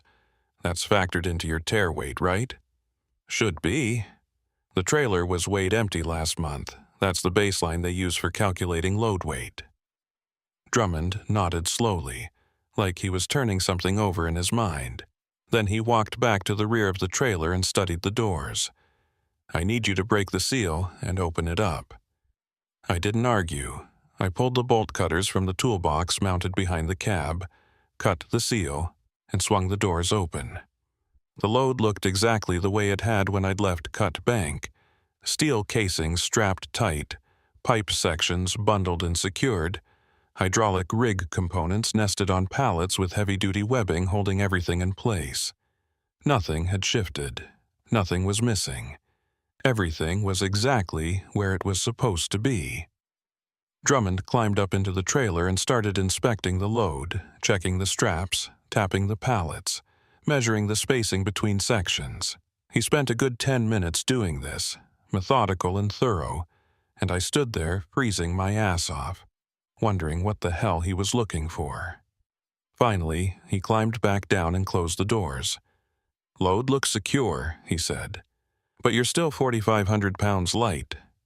"So, what does that mean?" "Means either the shipper's scale was wrong, or something came off your trailer between Cut Bank and here," he paused. "Or the load wasn't what the manifest said it was." I felt a spike of anger. "Are you accusing me of something?" "I'm saying the numbers don't match, and when the numbers don't match, I have to file a report. Could be an honest mistake. Could be something else. Either way, I need to document it." "And then what?" "Then you're free to go.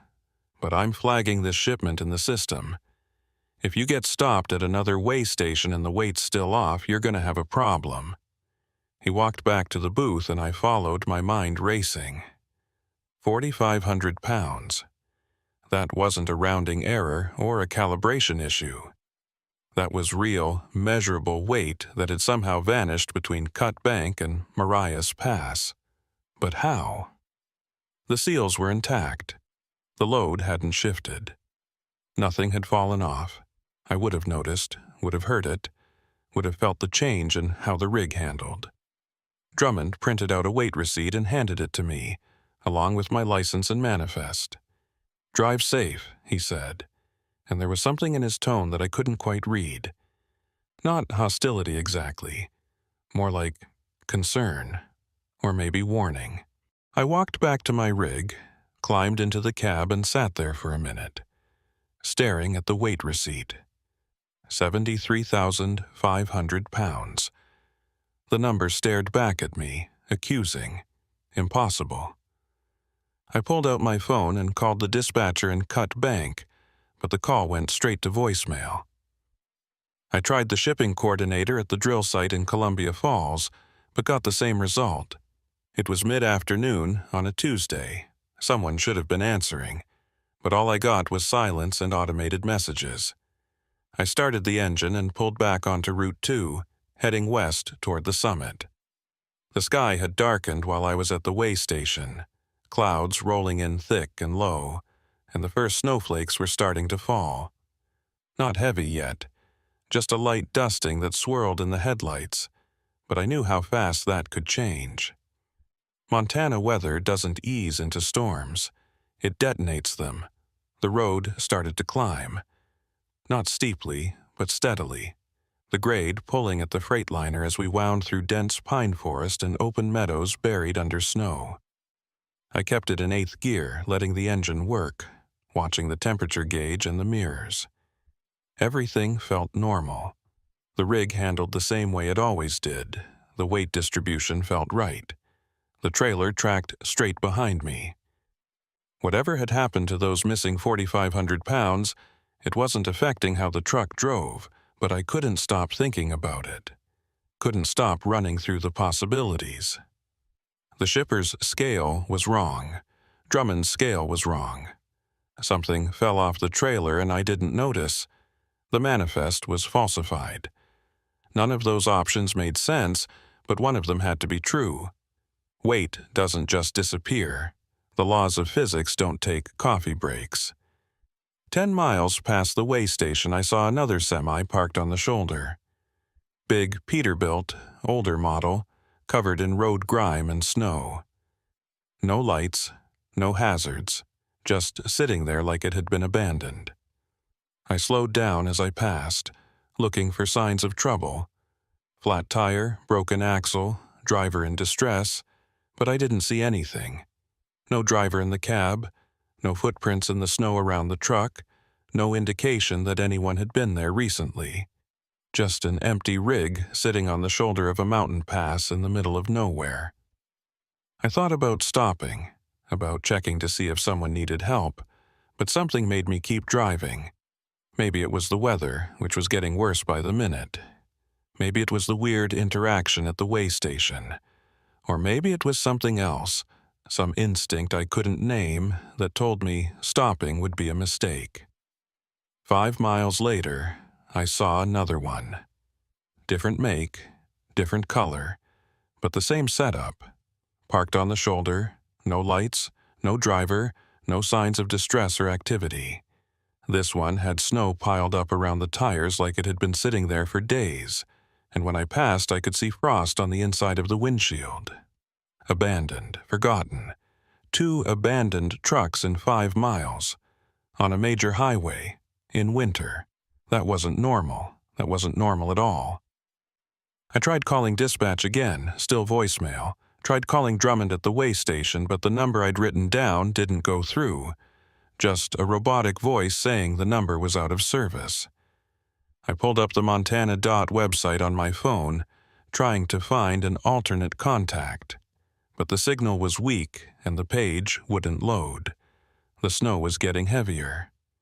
What had started as a light dusting was now a steady fall, big flakes that stuck to the windshield and piled up on the mirrors. Visibility dropped from a quarter mile to 100 yards to 50. I flicked on the headlights, the fog lights, the clearance lights, trying to make myself as visible as possible to anyone coming up behind me. Not that there was anyone behind me. I hadn't seen another vehicle, moving or parked, in 20 minutes. The road curved through a narrow cut between 2 rock faces, and as I came around the bend, I saw something that made my blood run cold. A snowplow sitting crossways across both lanes, blocking the road completely. The blade was down, cutting a furrow in the snow, and the cab was running. I could see exhaust pouring from the stack, but it wasn't moving. Just sitting there, engine idling, lights off, blocking the pass. I hit the brakes and the Freightliner slowed to a crawl. I stopped about 50 feet from the plow, put the rig in neutral, and engaged the parking brake. Then I grabbed my flashlight and climbed out. The wind hit me like a fist. Not just cold, but vicious, sharp enough to cut through my jacket and steal my breath. I pulled my collar up and walked towards the plow, boots crunching through snow that was already shin-deep. As I got closer, I could see someone in the cab, a figure silhouetted against the faint glow of the dashboard. They weren't moving. I knocked on the door, no response. I tried the handle, and it opened easily, and when the dome light came on, I saw him. An older man, maybe 65, wearing a highway department uniform and a heavy parka. His eyes were closed, his head tilted back against the headrest, and for a moment I thought he was dead. But then I saw his chest rise and fall, slow and steady. He was breathing. He was asleep. I shook his shoulder. Hey, wake up. His eyes snapped open and he jerked upright, confused, disoriented. He looked at me like he had no idea who I was or why I was standing in his plow truck. You okay? I asked. He blinked, rubbed his face with both hands.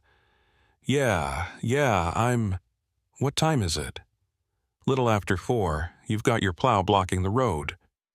He looked out the windshield, seemed to realize where he was, and swore under his breath.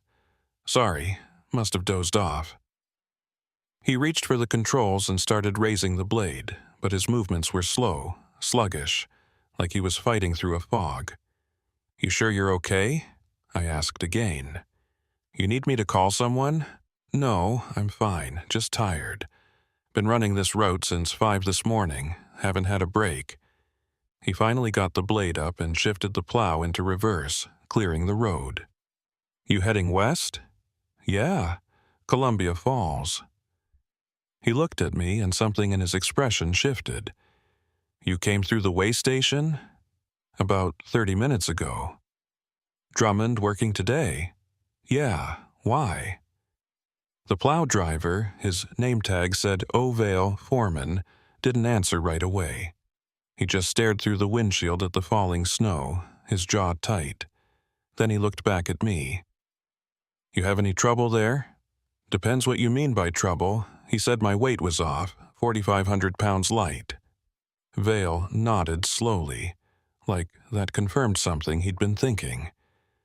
You see any other trucks between here and the station? 2, both parked on the shoulder. Looked abandoned. They were.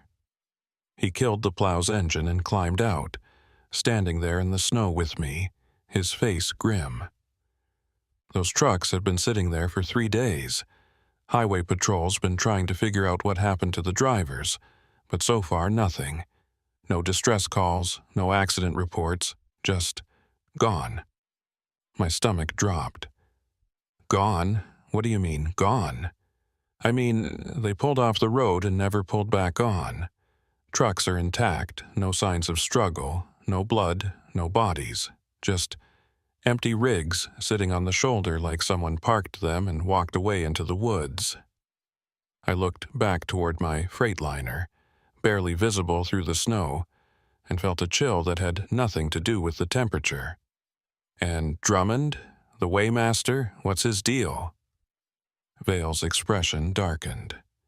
Quincy Drummond's been working that station for 23 years. He's good at his job, real thorough, doesn't miss details.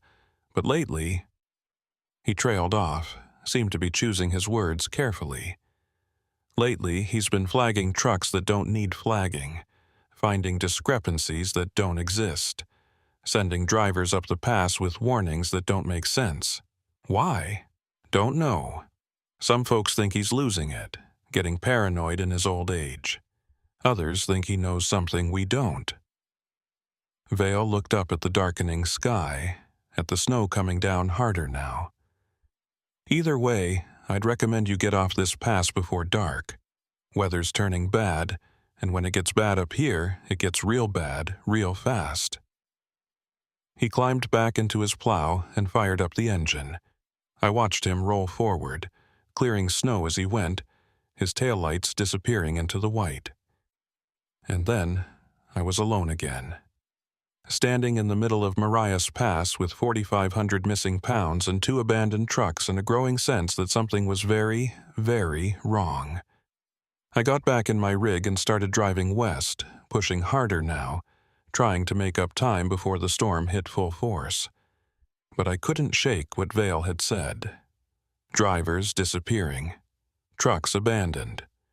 Drummond flagging loads that didn't need flagging. And 4,500 pounds that had vanished into thin air. The snow kept falling. The road kept climbing. And somewhere ahead, in the dark and the storm, something was waiting. The storm hit hard about 10 minutes after I left Vale and his plow behind. What had been steady snowfall turned into a full whiteout, the kind where you can't tell where the road ends and the shoulder begins, where your high beams just bounce back at you in a wall of white static.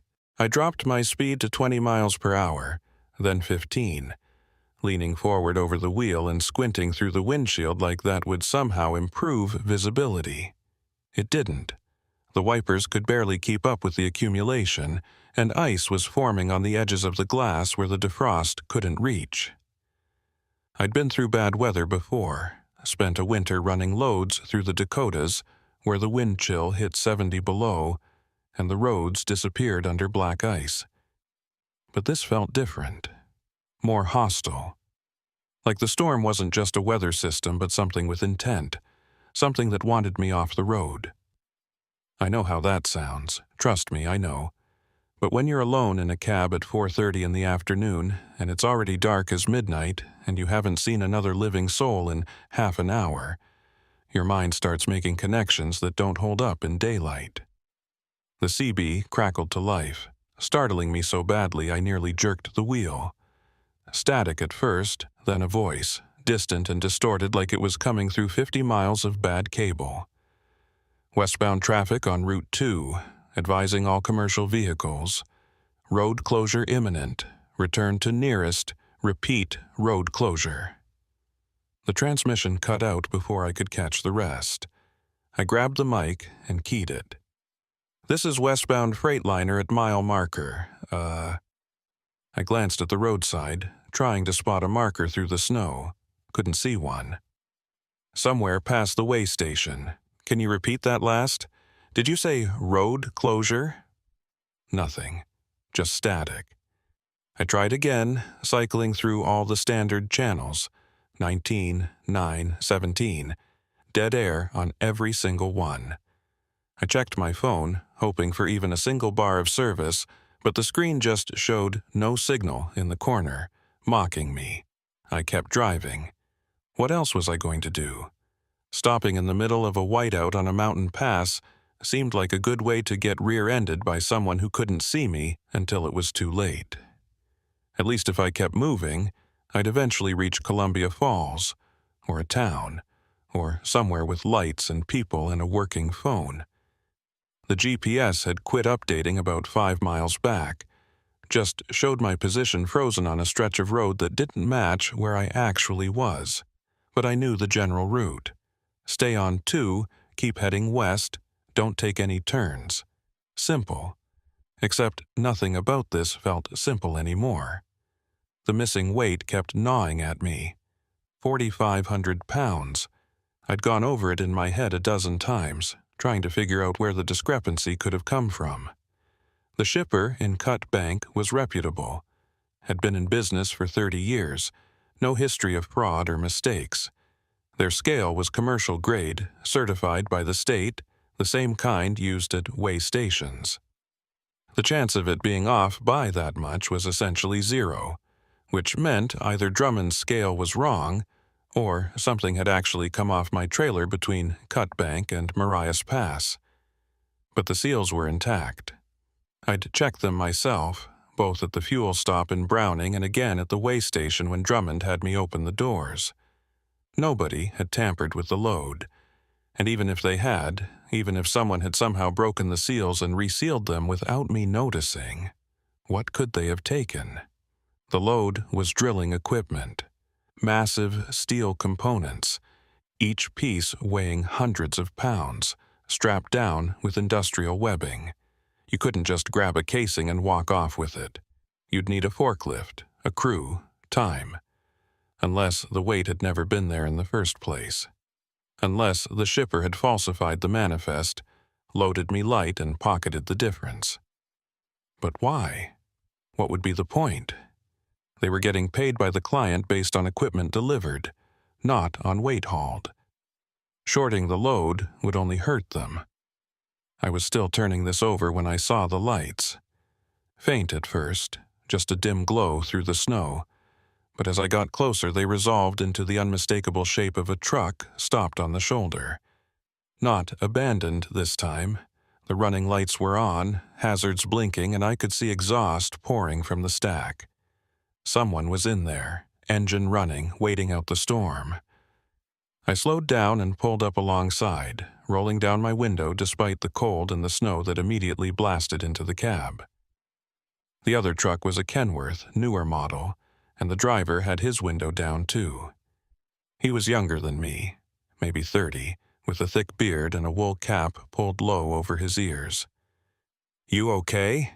I shouted over the wind. "Yeah," he yelled back. "Just pulled over to wait it out. Can't see shit." "How long you been sitting here?" "Maybe 20 minutes. You heading west?" "Columbia Falls. You?" "Same. But I'm not going anywhere in this. Road's a death trap."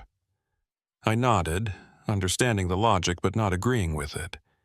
Sitting still on the shoulder in a whiteout was just as dangerous as driving through it, maybe more so. At least, if you were moving, you had some control, some agency.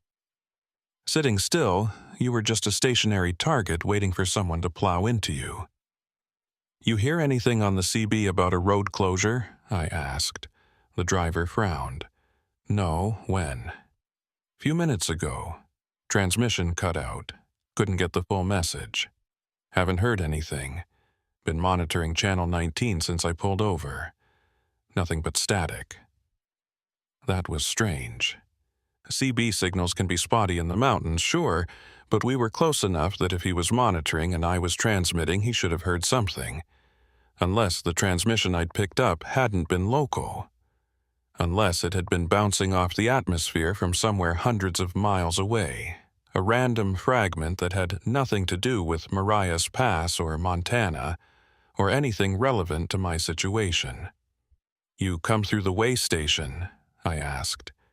"About an hour ago. Why? They give you any trouble?" The driver's expression shifted, became guarded. "Yeah, actually. Waymaster said my load was off. Told me I was running heavy.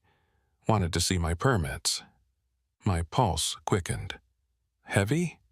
By how much?" 3,800 pounds. Accused me of overloading, threatened to fine me. Whole 9 yards. But my manifest was clean.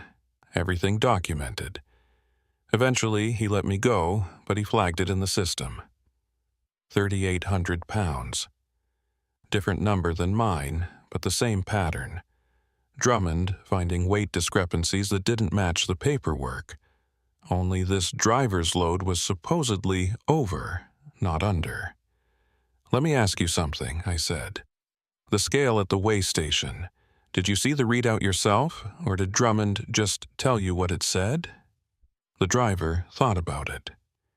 "He told me. I couldn't see the screen from where I was parked. Why?" "Because he told me I was 4,500 pounds under. But the shipper's certified weight said I was at 78,000. And now you're saying he told you were over. Something doesn't add up." The driver stared at me, and I could see him working through it, trying to make the pieces fit. "You think he's lying, making up numbers?" "I think something weird is going on at that weigh station, and I think it might be connected to those abandoned trucks." "What abandoned trucks?" I told him what Vale had said. 2 trucks parked on the shoulder for 3 days. Drivers missing. No signs of struggle or foul play.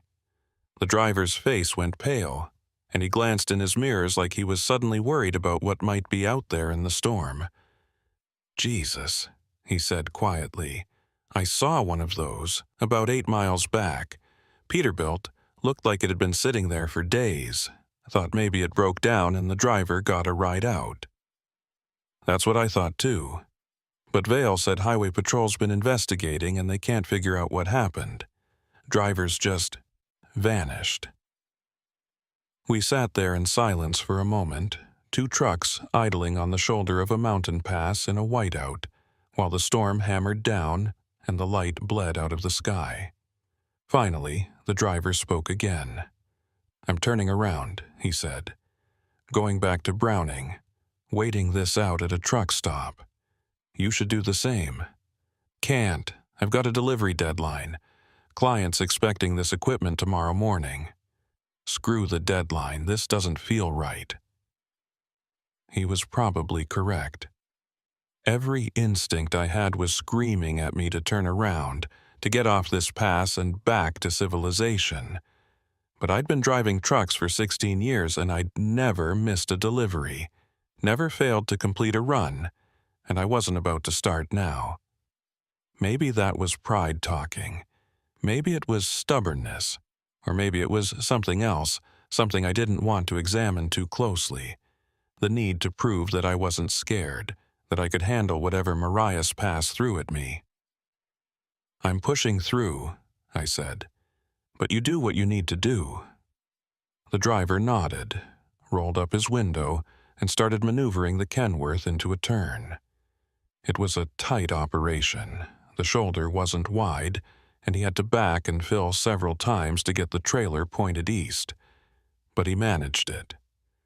I watched his taillights disappear into the snow, heading back the way we'd both come, and then I was alone again. I got back on the road and kept heading west.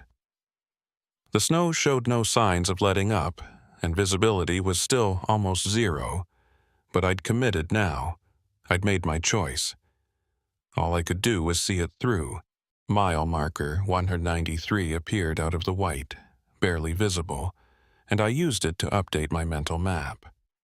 That put me roughly 15 miles from the summit and maybe 30 from Columbia Falls. An hour of driving in good conditions, but in this storm it could take 3 or 4. I settled in for the long haul, focusing on the white line at the edge of the road, using it as a guide to keep me from drifting into the oncoming lane or off the shoulder. The CB crackled again. Same static, same distorted voice. "Westbound commercial traffic. Immediate turnaround advised. Hazardous conditions. Avalanche risk critical." I grabbed the mic. "This is westbound Freightliner. Can you identify your location? Are you with Highway Patrol?" No response. The channel went dead again, and I sat there with the mic in my hand, staring at the radio like it might suddenly start making sense. Avalanche risk. That was new. Maria's Pass did have avalanche zones.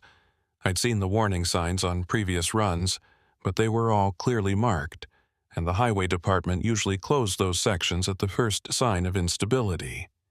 If there was a real avalanche risk, Vale would have mentioned it. The fact that he hadn't made me wonder if the transmission was even real, or if I was picking up some phantom signal from a different pass, a different storm, a different emergency entirely. I kept driving. What else could I do? Around mile marker 197, I saw something in the road ahead. At first, I thought it was debris, a fallen branch, maybe, or a chunk of ice that had broken off from the rock face above. But as I got closer and my headlights hit it, I realized it was a person. Standing in the middle of the westbound lane, facing my direction, not moving. I hit the brakes, but gently, remembering the ice and the weight and the fact that panic braking in these conditions was a great way to jackknife. The Freightliner slowed, tires crunching through snow, and I brought it to a stop about 30 feet from the figure. They didn't move, just stood there, arms at their sides, head tilted slightly like they were listening to something I couldn't hear.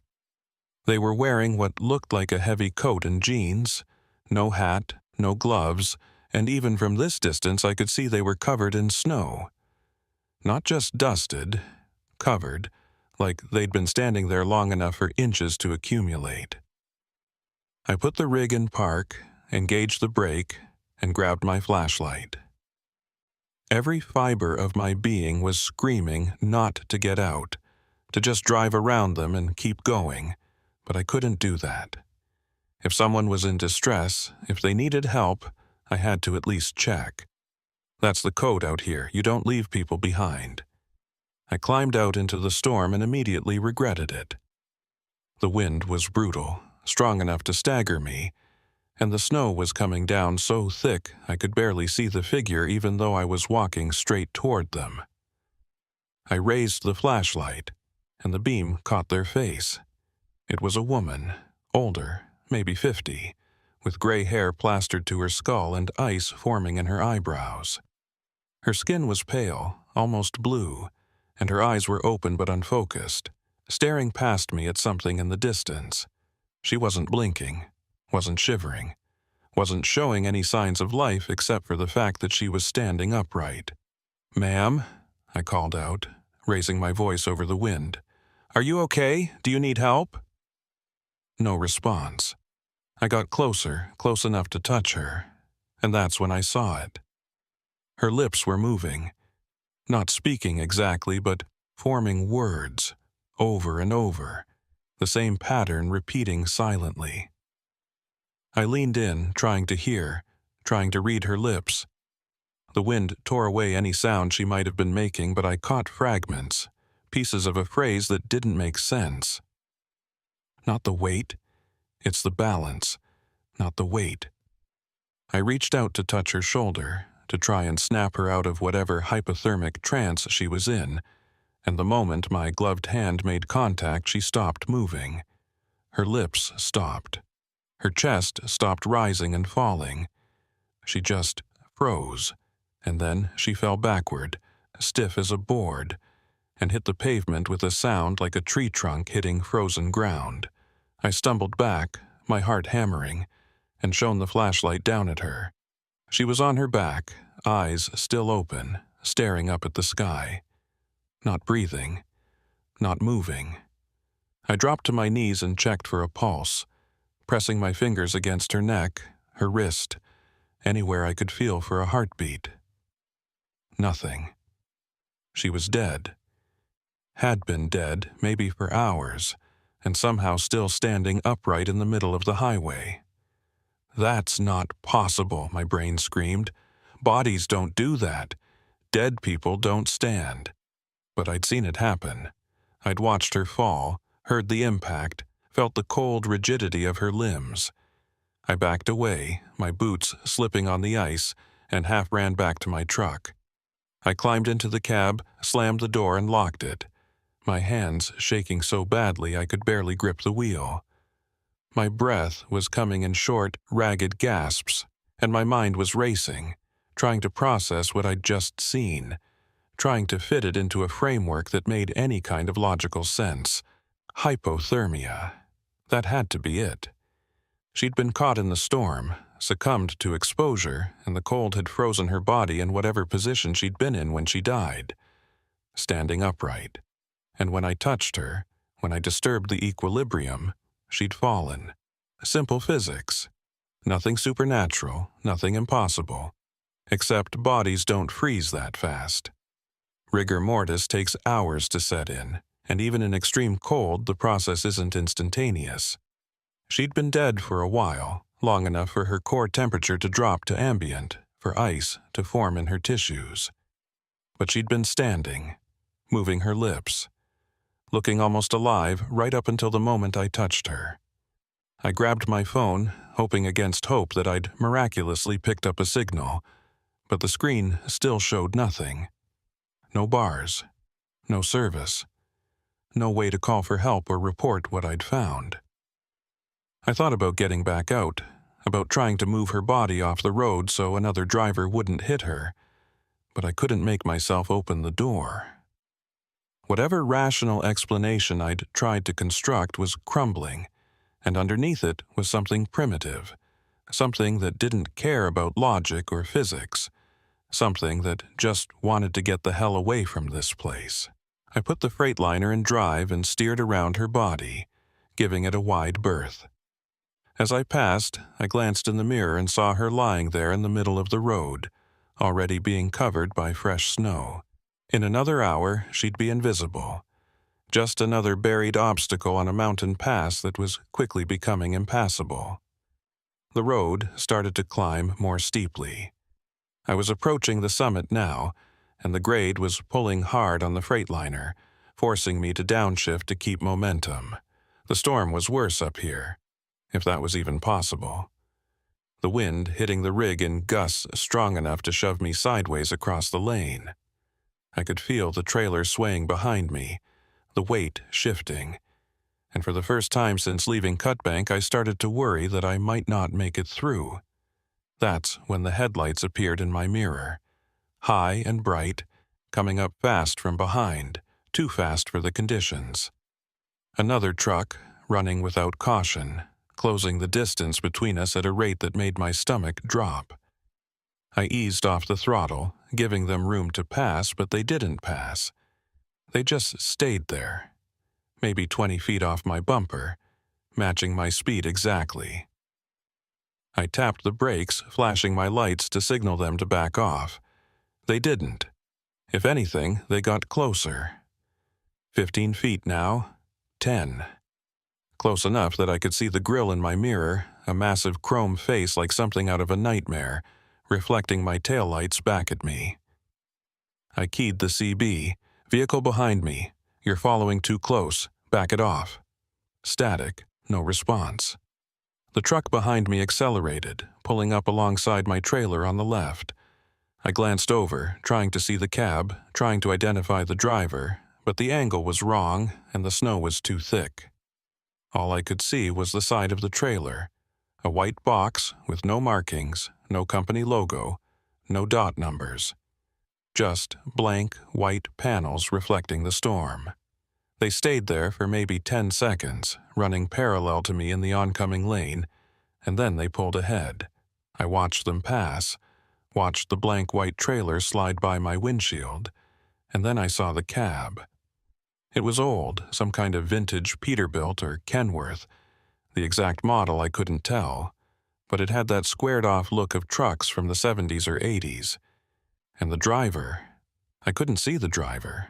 The cab was dark, no dome light, no dashboard illumination, just a black silhouette behind the wheel. But I could tell they were looking at me. Could feel their eyes on me through the glass, studying me, measuring me.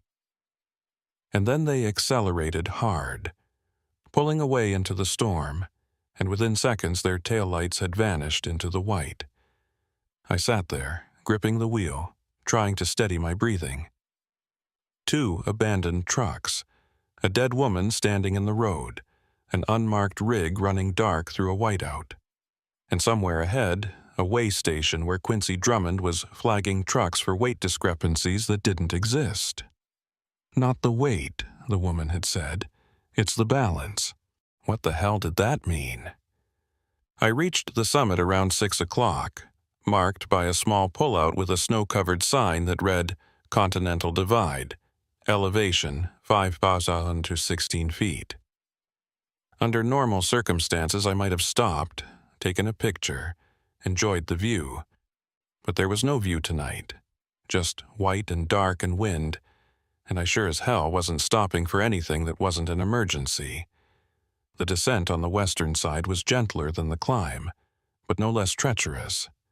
The road curved through dense forest and the trees blocked some of the wind but made the visibility even worse.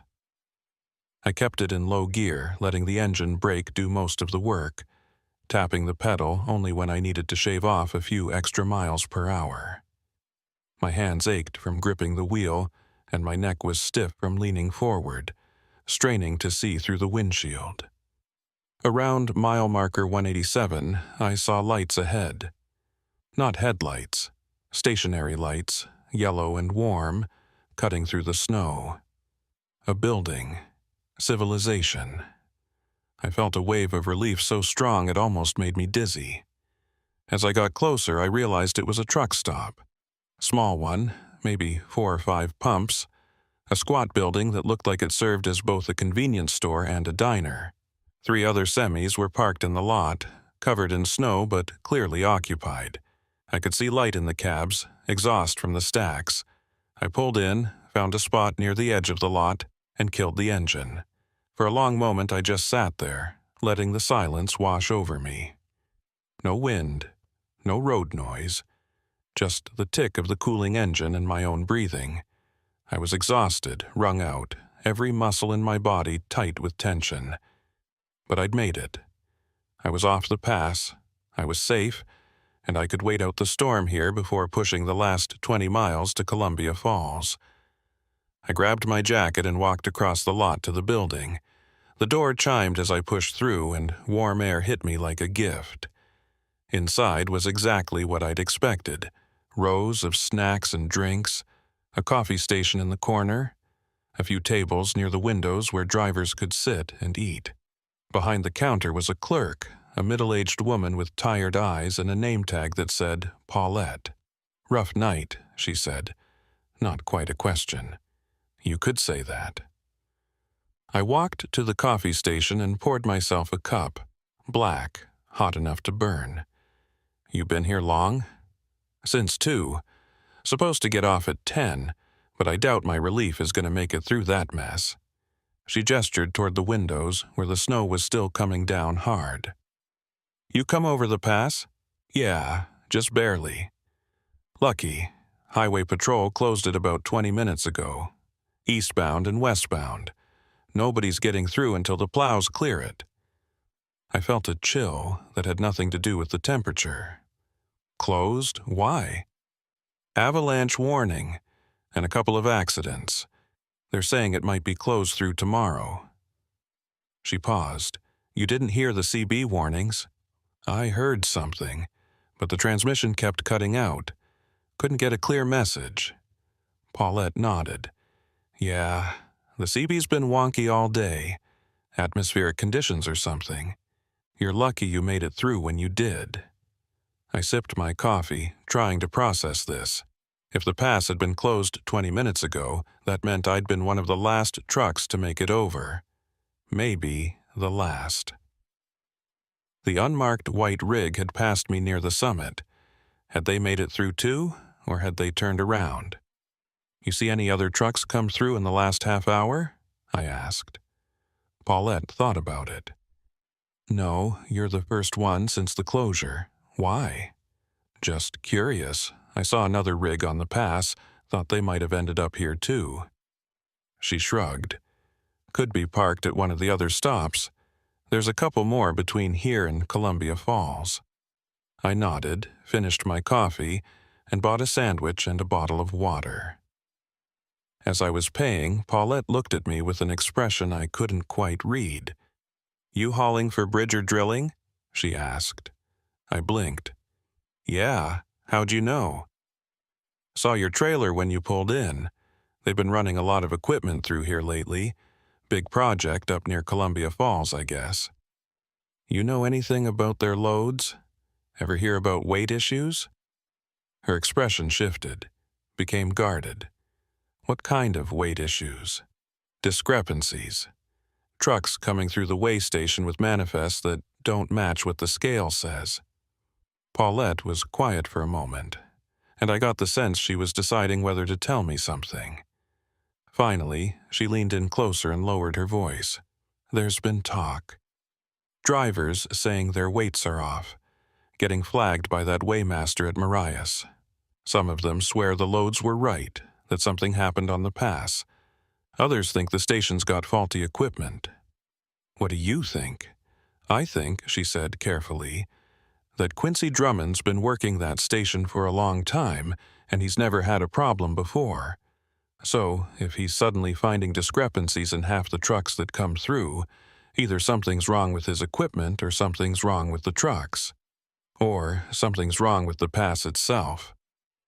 Paulette stared at me, and for just a second I saw something in her eyes. Fear, maybe, or recognition. Like I'd said something she'd been thinking but hadn't wanted to admit. "You saw something out there," she said quietly. "Didn't you?" I hesitated, not sure how much to say, but the need to tell someone, to share the weight of what I'd experienced, was overwhelming. "I saw a woman standing in the middle of the road. Dead, but standing, and when I touched her, she fell." Paulette's face went pale. "Jesus, where?" "Mile marker 197, maybe 198, near the summit." She grabbed a phone from under the counter and dialed. I listened as she reported what I'd told her to what sounded like Highway Patrol, giving them the location, describing the situation. When she hung up, she looked shaken. "They're sending someone to check it out once the storm clears," she said. "But between you and me, you're not the first driver to report something like that. There have been 3 others in the last month. People standing on the road or walking along the shoulder, always in bad weather, always near the summit. And every time someone stops to help, they find the person's already dead." My hands were shaking again. I set my coffee down before I spilled it. "What's happening out there?" "I don't know, but whatever it is, it started about 6 weeks ago, right around the time Drummond started flagging trucks for weight discrepancies. The pieces were starting to connect, forming a pattern I didn't want to see. Weight discrepancies, abandoned trucks, dead people standing upright. All of it centered on Mariah's Pass, all of it starting around the same time. Not the weight, it's the balance. I thanked Paulette, took my sandwich, and walked back out to my truck. The other drivers in the lot were hunkered down in their cabs, waiting out the storm, and I should have done the same. Should have climbed into my sleeper, locked the doors, and tried to get some rest before pushing the final stretch to Columbia Falls in the morning. But I couldn't shake what the woman had said. The balance. What balance? Load balance? Weight distribution? Something else entirely? I climbed into the cab and pulled out my manifest, studying it under the dome light. Everything looked normal. Load description, weight breakdown, axle distribution. But then I noticed something I'd missed before. At the bottom of the page, in small print, almost too faint to read. Special handling required. See attached documentation. I flipped through the pages, looking for the attachment. There wasn't one. Just the manifest, the bill of lading, and the shipper's weight certificate. No special documentation, no handling instructions. Nothing. I grabbed my phone and tried calling the shipping coordinator again, hoping that maybe, just maybe, I'd picked up enough signal at the truck stop to get through. The call connected, rang twice, and someone answered. "This is Burl Tatham," I said, relief flooding through me at finally getting to say my own name out loud, at finally connecting with someone who might have answers. "I'm hauling load BDG 4721 to Columbia Falls, and I've got a question about Mr. Tatham." The voice on the other end was cold, clipped. "Where are you right now?" "Truck stop on Route 2, about 20 miles east of Columbia Falls. I came through Mariah's Pass and you need to turn around immediately." I blinked. "What?" "Turn around and return the load to Cut Bank. Do not, under any circumstances, continue west." "I don't understand. The delivery's scheduled for tomorrow morning. The client's expecting, the delivery has been canceled. Return the load to origin. You'll be compensated for your time, but you need to turn around now." "I can't turn around. Highway Patrol closed the pass. I'm stuck here until—" The line went dead. I pulled the phone away from my ear and stared at it, my heart pounding. The call had disconnected, and when I tried to dial back, I got nothing. No signal. Like whatever brief window I'd had to make contact had slammed shut. I sat there in the dark cab, the manifest in my lap, my mind racing. The delivery was canceled, but nobody had told me until just now, and even then, only because I'd managed to get a call through. If I hadn't called, if I'd just kept driving to Columbia Falls, what would have happened? Would the client have turned me away? Would someone have been there to receive the load? Or would I have shown up at an empty lot with 73,000 pounds of drilling equipment and no one to deliver it to? And why had they told me to turn around immediately? What was so urgent about getting this load back to Cut Bank? I thought about the weight discrepancy. 4,500 pounds missing according to Drummond's scale. But the shipper's scale in Cut Bank said the load was complete, which meant either something had come off the trailer, which was impossible given the intact seals, or it had never been loaded in the first place. Or the weight hadn't changed at all. The balance had. I climbed out of the cab and walked around to the rear of the trailer. The doors were still sealed. Same metal clip I'd inspected at the weigh station. Same serial number. I pulled the bolt cutters from my toolbox and cut it off, then swung the doors open. The load looked identical to how it had looked every other time I'd checked it. Steel casings, pipe sections, hydraulic components. But as I climbed up into the trailer and walked between the pallets, I started to notice something. The spacing was off. Not by much. Maybe 6 inches, maybe less, but enough that the weight distribution had shifted. The heavy components that should have been centered over the rear axles were now sitting slightly forward, putting more pressure on the drive axles and less on the trailer suspension. Someone had moved the load. Not removed anything, just repositioned it. Carefully, deliberately, just enough to throw off the balance without being immediately obvious. But why? I was still standing in the trailer trying to make sense of it when I heard the engine. Loud, unmistakable, coming from the direction of the highway. I jumped down and looked toward the road, and that's when I saw it. The white truck. The unmarked one from the pass, rolling slowly into the truck stop lot, headlights off, moving like a ghost through the storm. And it was heading straight for my rig. I didn't think, I just moved, grabbed the trailer doors and swung them shut, fumbled with a spare seal from my toolkit, and snapped it into place with hands that were shaking so badly I nearly dropped the whole assembly. The white truck was maybe 50 yards away now, crawling through the lot with its engine rumbling low and deep, a sound that felt wrong somehow, like it was coming from inside my chest instead of from the vehicle itself.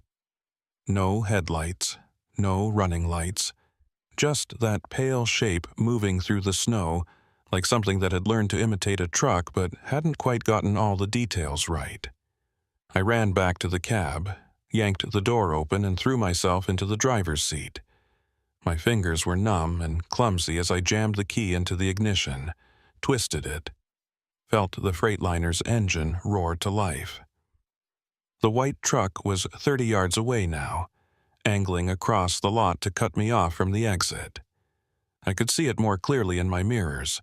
The cab was definitely an old Peterbilt, maybe a 359 or 379 from the 80s, but something about the proportions was off.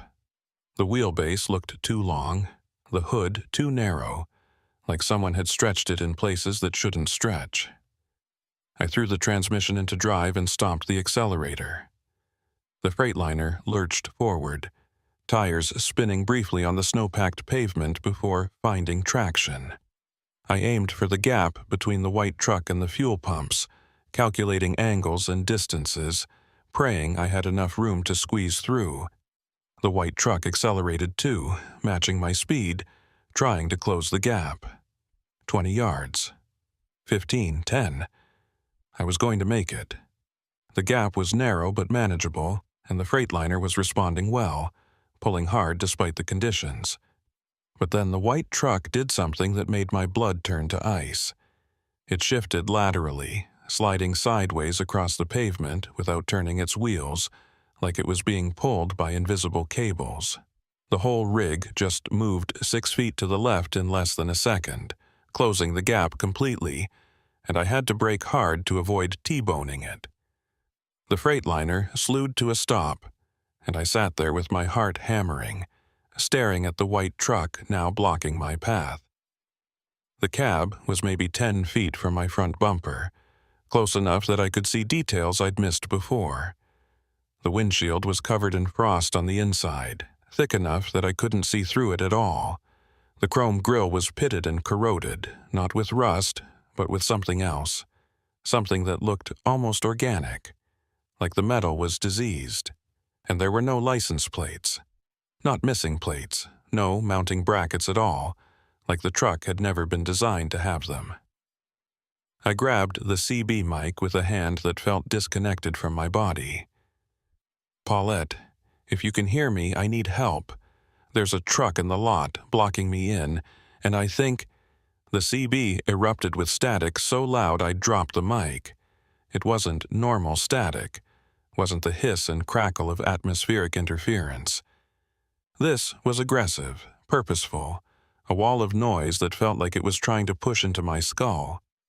Under it, buried deep, I could hear something that might have been voices.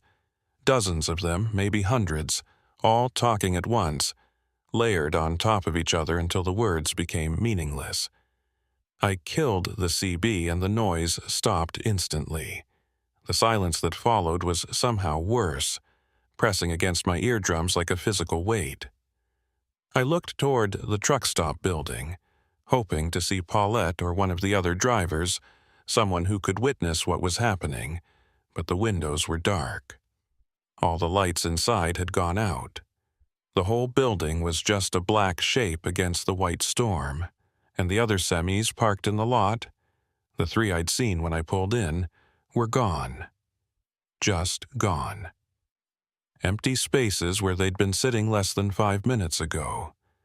The white truck's engine revved once, a deep, threatening growl, and then the cab door opened.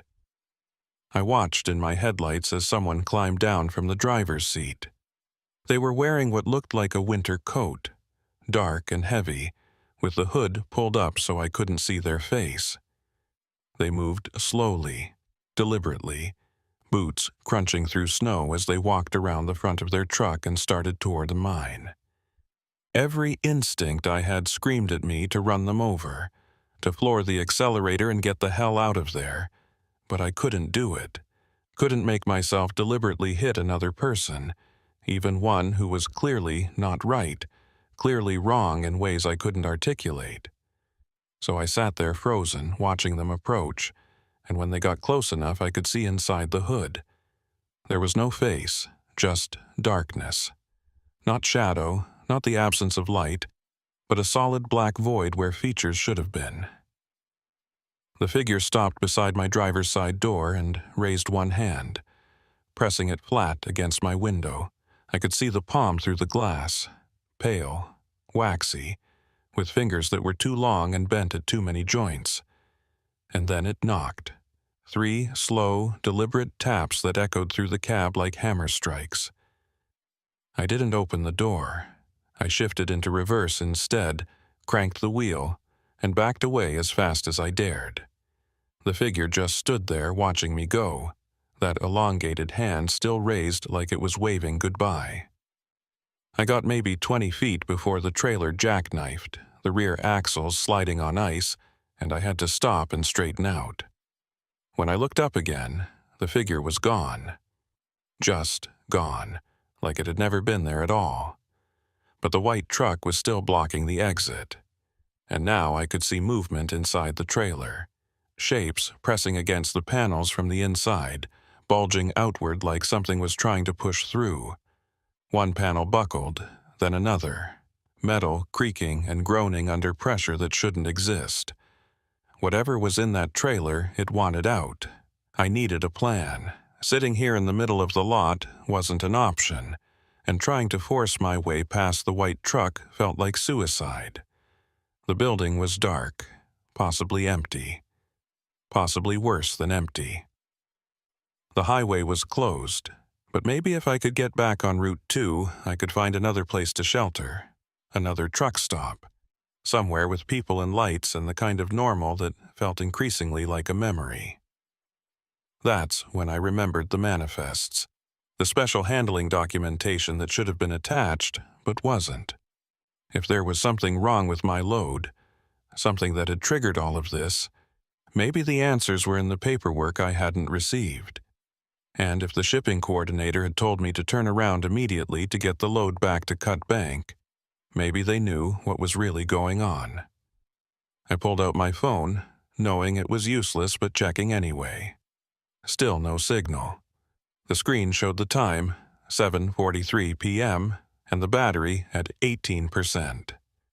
I'd been on Maria's Pass for almost 6 hours, and it felt like 6 days.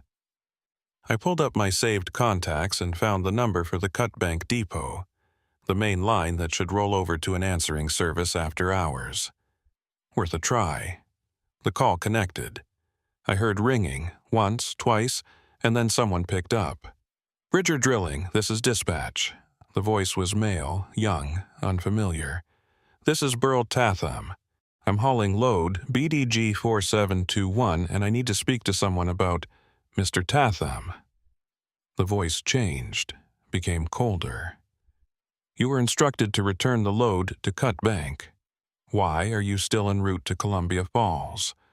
"I'm not. I'm stuck at a truck stop on Route 2.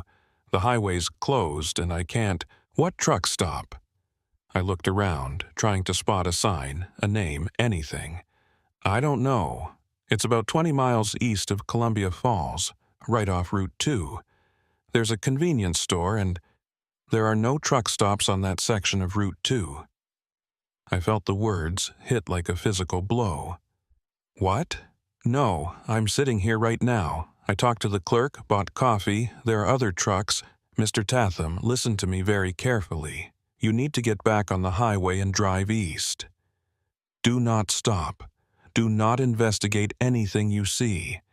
Do not respond to anyone who tries to flag you down.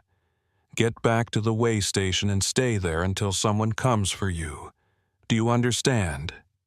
"No, I don't understand. What the hell is going on? What's in my trailer?" Silence. Then, "You're not hauling drilling equipment. You never were. The load you picked up in Cut Bank is a counterweight. It's designed to balance something else, something that should never have been transported over Marias Pass. And now that the balance has shifted, the line went dead. Not disconnected, not dropped. Dead, like someone had cut the phone line with scissors. I tried calling back, but the phone just showed "call failed" over and over, and then the battery dropped to 5% and the screen went dark. I sat there in the cab, trying to process what I'd just heard. Counterweight, balance. The woman's words echoed in my mind. Not the weight, it's the balance. I was hauling a counterweight for something else, something that should never have been on the pass. But where was that something else? In my trailer? In someone else's trailer? Had it been loaded without my knowledge, hidden among the drilling equipment, and when someone shifted the weight, when they changed the balance, it had, what? Escaped? Activated? Become something it shouldn't be? The white truck's horn blared, a long, sustained blast that rattled my windows and made my teeth ache. The trailer panels were bulging more severely now, some of them actually splitting, metal tearing with sounds like screams. And through the gaps I could see movement, something writhing, something that looked like it was made of too many parts assembled wrong. I had to get out of here, had to get back to the way station like the dispatcher said, had to find Drummond and make him explain what he'd known when he flagged my load. Because he'd known. He'd seen the weight discrepancy, and instead of just writing me a ticket or sending me back, he'd documented it and let me continue. He'd known something was wrong, and he'd let me drive straight into it anyway. I put the Freightliner in drive and aimed for the gap between the building and the fuel pumps, the narrow service road that had to connect back to Route 2 somewhere. The white truck started moving again, trying to cut me off. But this time I didn't hesitate. I floored it, felt the rig surge forward, and hit the gap at 20 miles per hour. The mirrors clipped the pump housing on one side and scraped along the building on the other, tearing loose with sounds of breaking plastic and glass. But I kept going. The trailer followed, fishtailing slightly but staying in line, and then I was through, bouncing over a curb and onto a narrow access road that did indeed lead back to the highway. I didn't look back, didn't check if the white truck was following, just kept my eyes forward, found Route 2 and turned east, heading back toward the pass, back toward the way station, back toward whatever answers Quincy Drummond might have. The storm had intensified impossibly. Snow was coming down so thick I could barely see the hood of my own truck, and the wind was hitting in gusts that shoved the Freightliner around like a toy. I dropped to 15 miles per hour, then 10, crawling through the whiteout with my hazard lights flashing and my heart in my throat. The road markers were completely buried, and the white lines had vanished under 6 inches of accumulation. I was navigating purely by feel, staying in what I hoped was the center of the lane and praying I didn't drift into a ditch or off a cliff.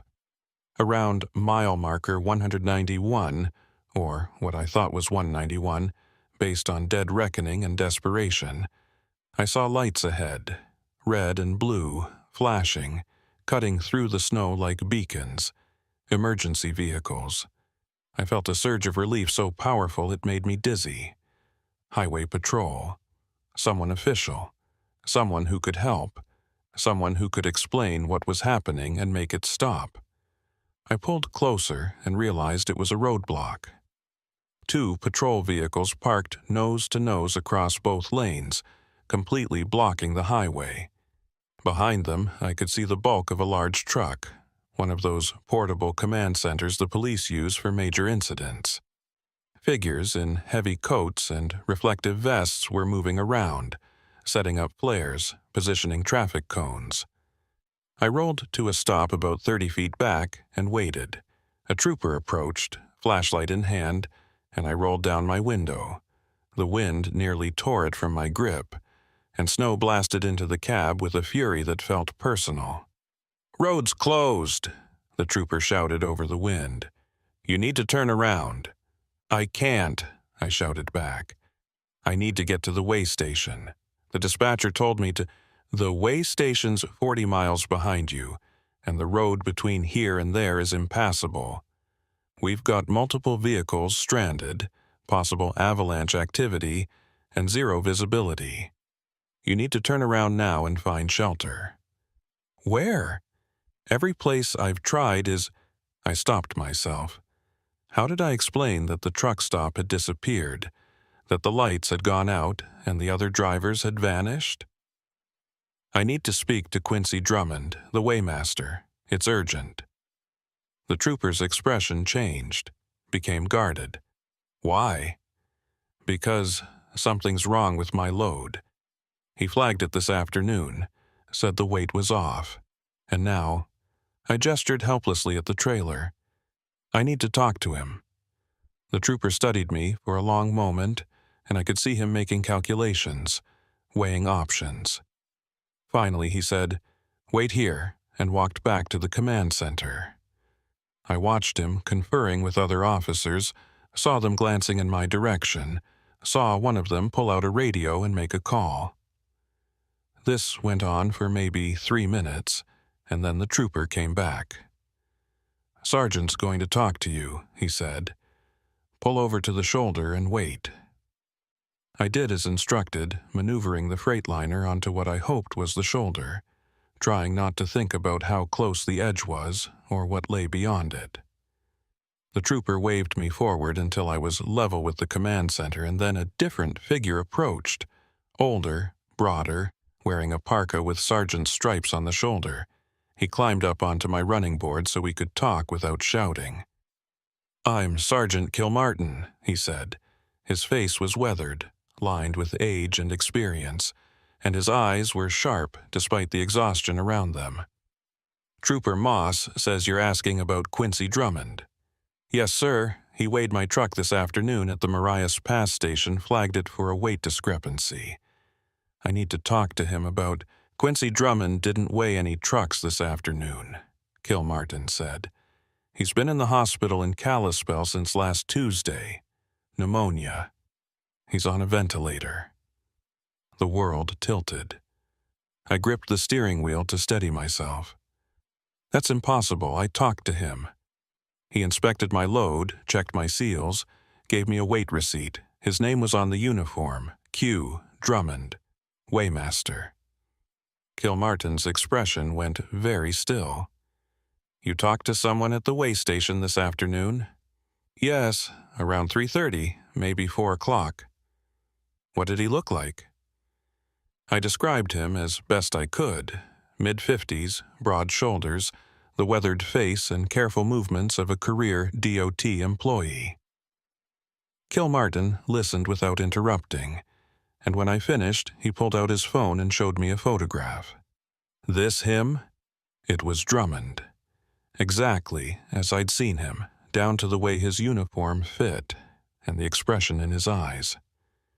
Yes, that's him. Kilmartin put the phone away.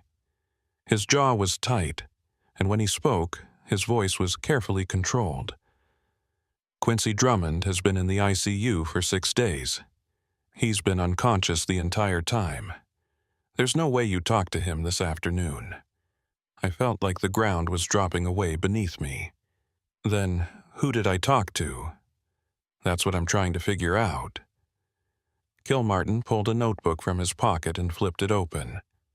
The way station has been closed since last Tuesday, when Drummond collapsed on duty.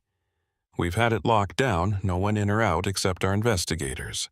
But you're the 4th driver in the last week to report stopping there and being weighed by someone claiming to be Drummond.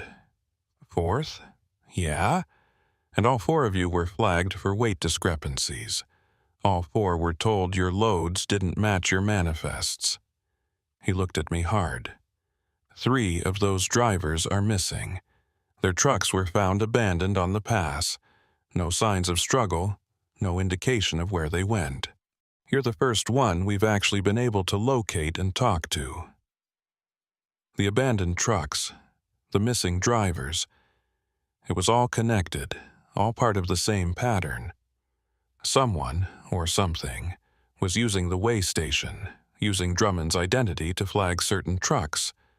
But why? What was the purpose? What about the loads? I asked. The trucks that were abandoned, were their loads intact? Kilmartin hesitated. That's the strange part. 2 of them had empty trailers, completely empty, like they'd been offloaded somewhere between the way station and where we found them. But the seals were intact, the doors were locked, and there was no sign of any cargo ever having been in there. Empty trailers, intact seals, just like mine would have been if someone had removed the counterweight I was supposedly hauling. I thought about the shifted load, the way the weight distribution had changed even though nothing had been removed. What if the counterweight hadn't been physical? What if it was something else? Something that didn't show up on a scale but still had mass, still had presence. Sergeant, I said slowly, what if the loads weren't stolen? What if they were never there in the first place? What do you mean? I mean, what if someone's been sending trucks over Marias Pass with fake manifests, claiming they're hauling cargo when they're actually hauling something else?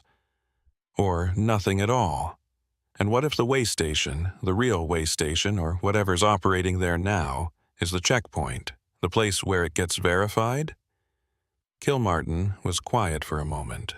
Then, and if the weight doesn't match, if the balance is wrong, something happens to the driver.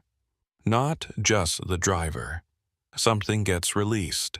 Something that was being held in place by the counterweight.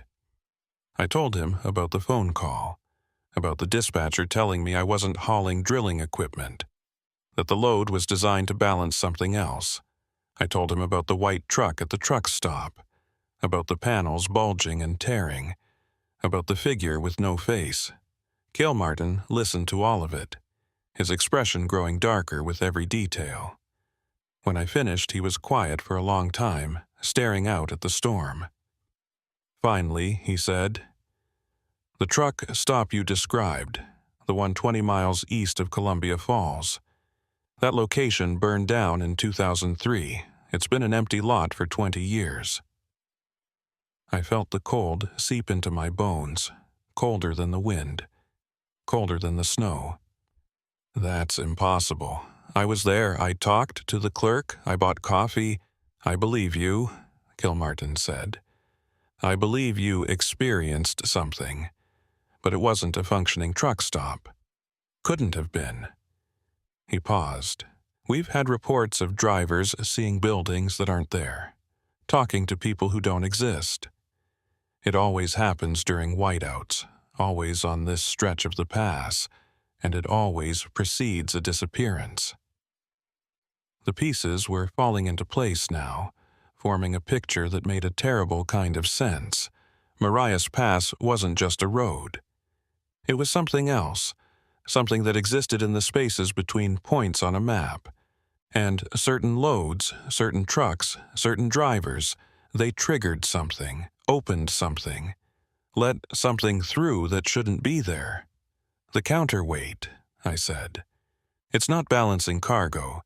It's balancing the pass itself, keeping something from crossing over. Kilmartin nodded slowly. That's the theory our investigators have been working on. There are old stories about this area, going back to before the highway was built. The Blackfeet called it a thin place. Somewhere the boundary between worlds isn't as solid as it should be. They avoided it when they could, and when they had to cross, they did it with rituals, protections, ways of maintaining the balance. But then we came along and built a highway straight through it, and we didn't know what we were doing. Or maybe we did, and we built it anyway. So what do? You need to get that load back to Cutbank, back to whoever sent it out in the first place. They need to restore the balance before he stopped, looking past me toward the rear of my trailer. His face went pale. I turned to look. The trailer was shaking. Not swaying in the wind, but shaking from the inside, rhythmic and deliberate, like something massive was shifting around. And I could hear sounds now, even over the storm. Deep groaning, metal under stress, and underneath it all something that might have been breathing. "Drive," Kilmartin said quietly. "Drive east, back toward the way station. Don't stop for anything. When you get there, pull onto the scale and wait. Someone will meet you. Who? I don't know, but every driver who's made it this far and followed those instructions has survived. The ones who didn't..." He didn't finish the sentence. He climbed down from my running board and signaled to the other troopers. They started moving the patrol vehicles, clearing a path through the roadblock. I waited until they were positioned, then shifted into drive and rolled forward slowly. As I passed the command center, I saw faces watching from the windows. Officers, investigators, people who'd seen things they couldn't explain and learned to accept it as part of the job. The roadblock fell away behind me, and I was alone again on the pass, heading east, back toward the way station where someone who wasn't Quincy Drummond had weighed my truck and set all of this in motion. The trailer was shaking harder now, violent enough that I could feel it through the cab, and the sounds were getting louder, more insistent. Whatever was in there, it was waking up, getting stronger, testing the boundaries of its containment.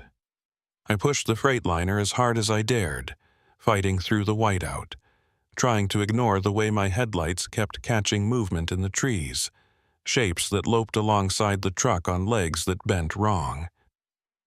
The CB was screaming static again, and under it I could hear those voices, hundreds of them, thousands maybe, all speaking in languages I didn't recognize but somehow understood.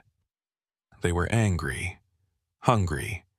They'd been held back for a long time, kept on the other side of a barrier that was weakening with every mile I drove. Around what I thought was mile marker 198, near where I'd found the dead woman, I saw lights ahead.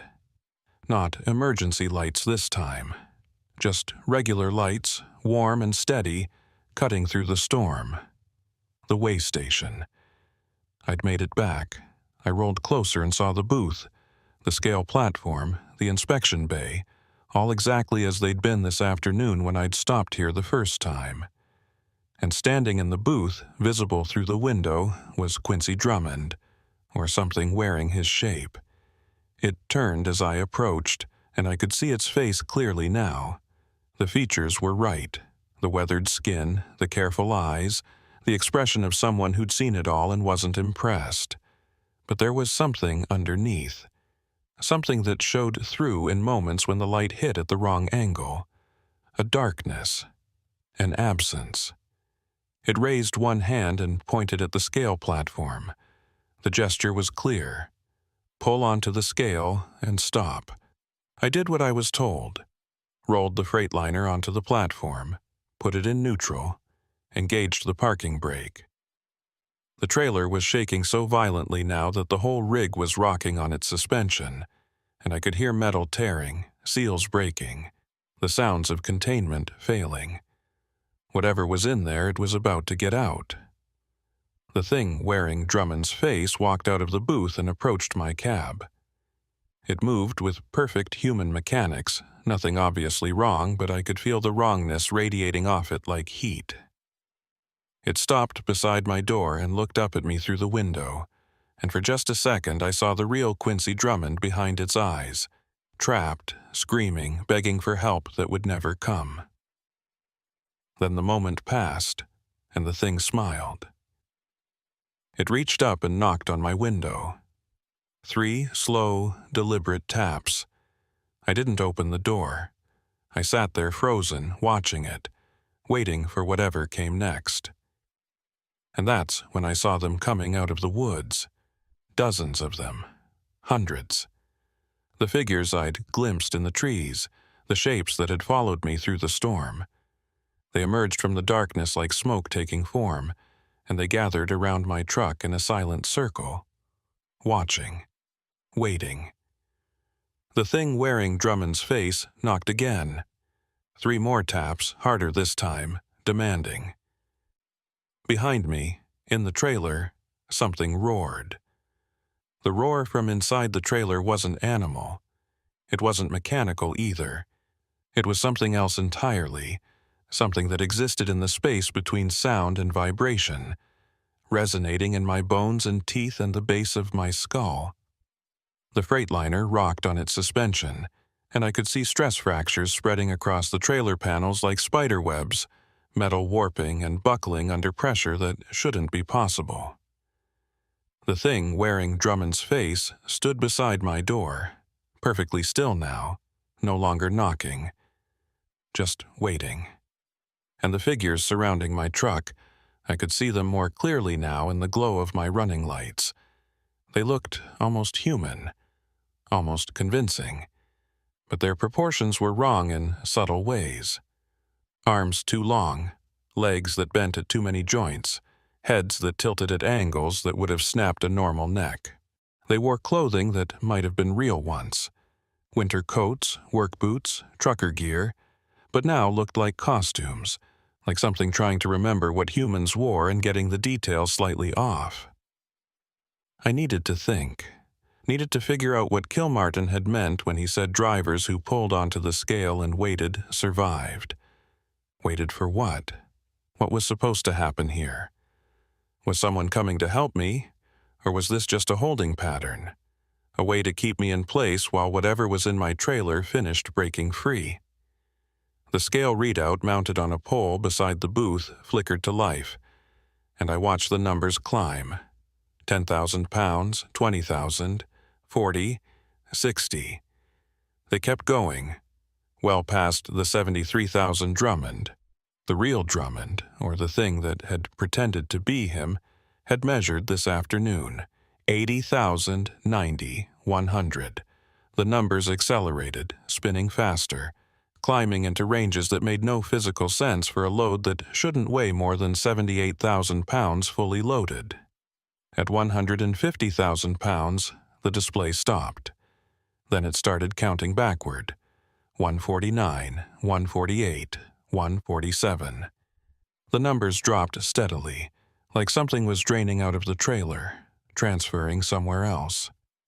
I looked in my mirrors and saw the figures around my truck beginning to move, swaying in unison like grass in wind, their mouths opening and closing in silent synchronization. The trailer shook again, harder this time, and I heard a sound like fabric tearing. One of the panels split completely, a jagged vertical tear that ran from top to bottom, and through the gap I could see nothing, empty space. Not darkness, not shadow, but genuine void, an absence so complete it hurt to look at. The tear widened, spreading like a wound, and more of the panel fell away. The void inside pulsed, expanding and contracting like something breathing, and I realized with mounting horror that the trailer wasn't containing something. It was containing nothing. A pocket of absolute emptiness that should have collapsed on itself but was being held open by the counterweight, by the carefully balanced load that someone had deliberately shifted. And now that the balance was broken, the void was growing. The scale readout hit 0 and kept going, -10,000, -20.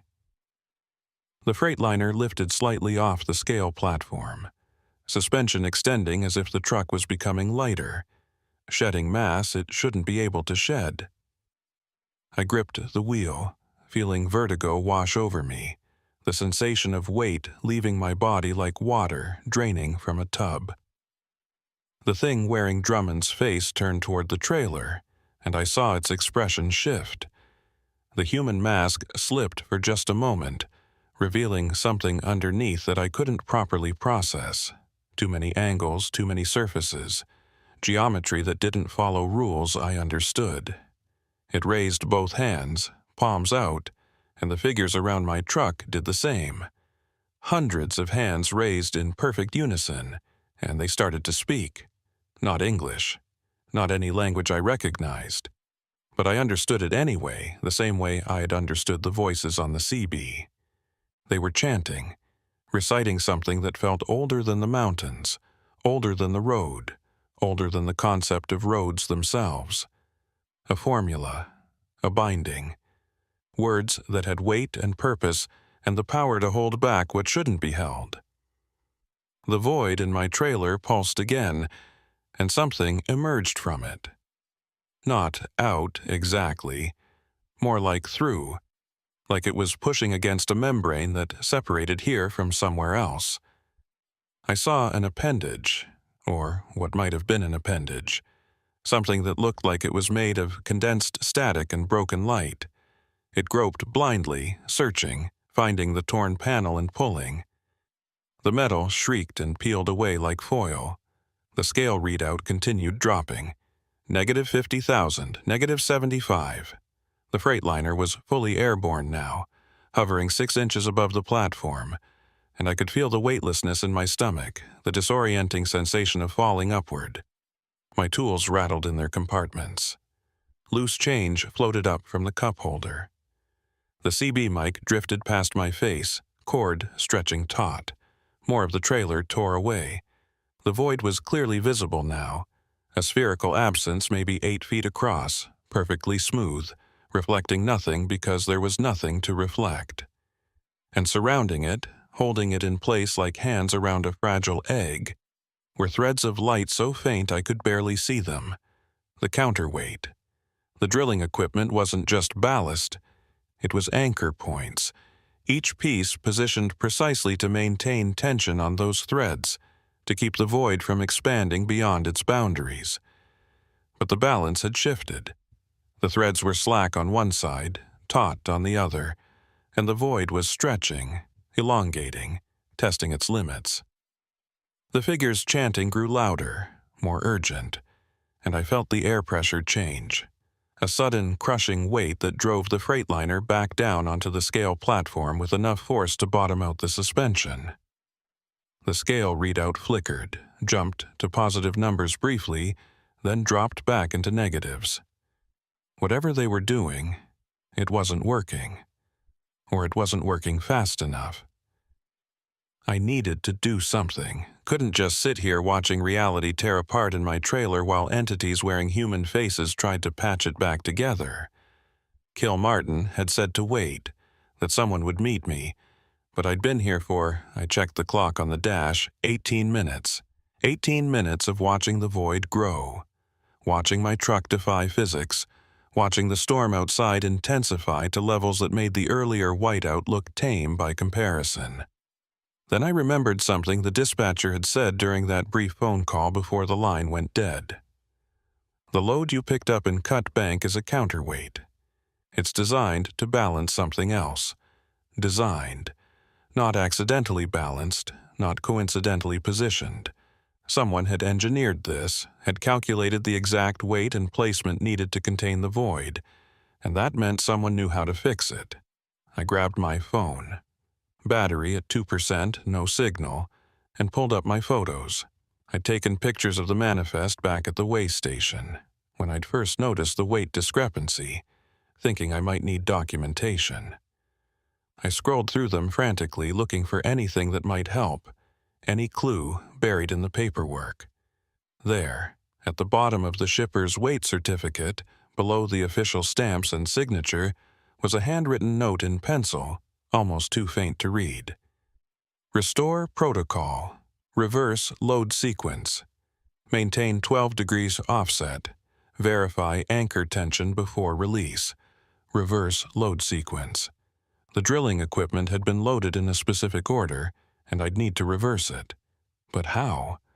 I couldn't exactly hop out and start rearranging 45 tons of steel while reality collapsed behind me. Unless the void pulsed again, and this time something came through completely.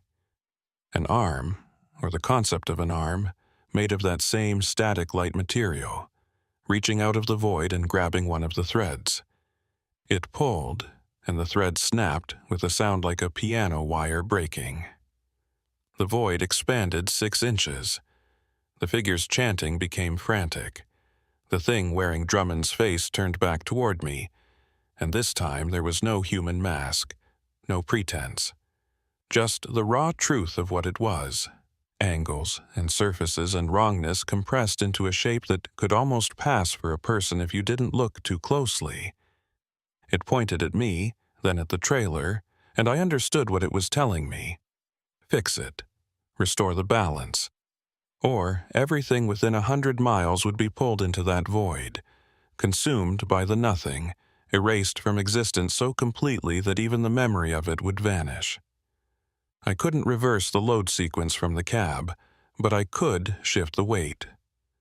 The Freightliner had air suspension, computer-controlled, designed to adjust pressure in individual airbags to level the load. If I could access the suspension controls, maybe I could redistribute the weight, restore some of the original balance even if I couldn't fix it completely. I popped the panel under the dash that housed the suspension computer. Wires and circuit boards, color-coded and labeled, accessible for roadside repairs. I'd worked on this system before, knew the basics, could manually override the auto-leveling to adjust individual corners. I started pulling connectors, swapping them, watching the dashboard indicators flicker as the suspension responded. The Freightliner tilted, the front end rising as I increased pressure in the forward airbags and decreased it in the rear. The trailer followed, angling upward, and I heard the load shifting inside. Steel casings sliding, pipe sections rolling, the entire mass of the counterweight moving backward. The void pulsed, contracted slightly, and one of the broken threads reconnected with a flash of light. I kept adjusting, trial and error, making changes and watching for results, trying to visualize how the weight distribution would affect the tension on those threads. Another thread reconnected, then another. The void was shrinking, pulling back into itself, retreating from the tears it had created in the trailer panels. But I'd made a mistake. I'd shifted too much weight too fast, and now the rear axles were overloaded, sinking under pressure they weren't designed to handle. I heard the steel groan, felt the whole rig shudder as something in the suspension gave way. The trailer dropped 6 inches on the passenger side, jackknifing slightly, and the sudden shift sent the load sliding in the wrong direction. The threads snapped all at once, dozens of them breaking simultaneously, and the void exploded outward. It doubled in size, tripled, filling the entire trailer in seconds, and starting to eat through the remaining panels. The Freightliner was lifted off the scale again, spinning slowly, and through the windows I could see the figures being pulled toward the void, their bodies stretching and distorting as they were drawn into the nothing.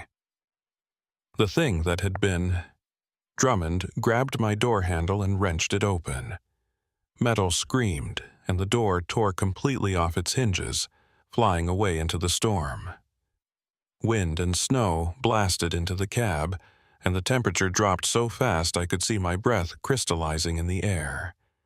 The thing reached for me, its hand, if it was a hand, closing around my jacket and pulling me toward the door.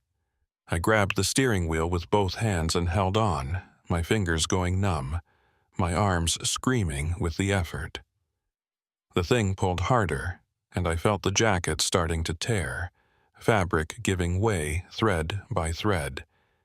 It was going to pull me out, going to feed me to the void, and there was nothing I could do to stop it. Then I heard an engine, loud, powerful, getting closer fast. I twisted around as much as I could and saw headlights approaching from the east, high and bright, cutting through the storm. A snowplow, Vale's snowplow, with the blade raised and the engine roaring, running straight toward the way station at a speed that was absolutely insane for the conditions. The plow hit the thing holding me at 40 miles per hour, and the impact broke its grip instantly. I fell back into the cab, gasping, as the thing was thrown clear, its body, if it had a body, crumpling against the scale booth. The plow kept going, sliding sideways, and Vale aimed it straight at my trailer, at the void. He hit it blade first, and the sound was indescribable. Metal on nothing, mass colliding with absence, the fundamental wrongness of the interaction making reality itself hiccup. The void collapsed inward, contracting so fast it created a vacuum that pulled everything nearby toward it. Snow, debris, the figures that were still standing, even the air itself. And then it was gone. Just gone, like it had never existed, leaving only a trailer full of drilling equipment and a snowplow embedded 3 feet deep in twisted steel. The Freightliner dropped back onto the scale platform hard enough to crack the concrete.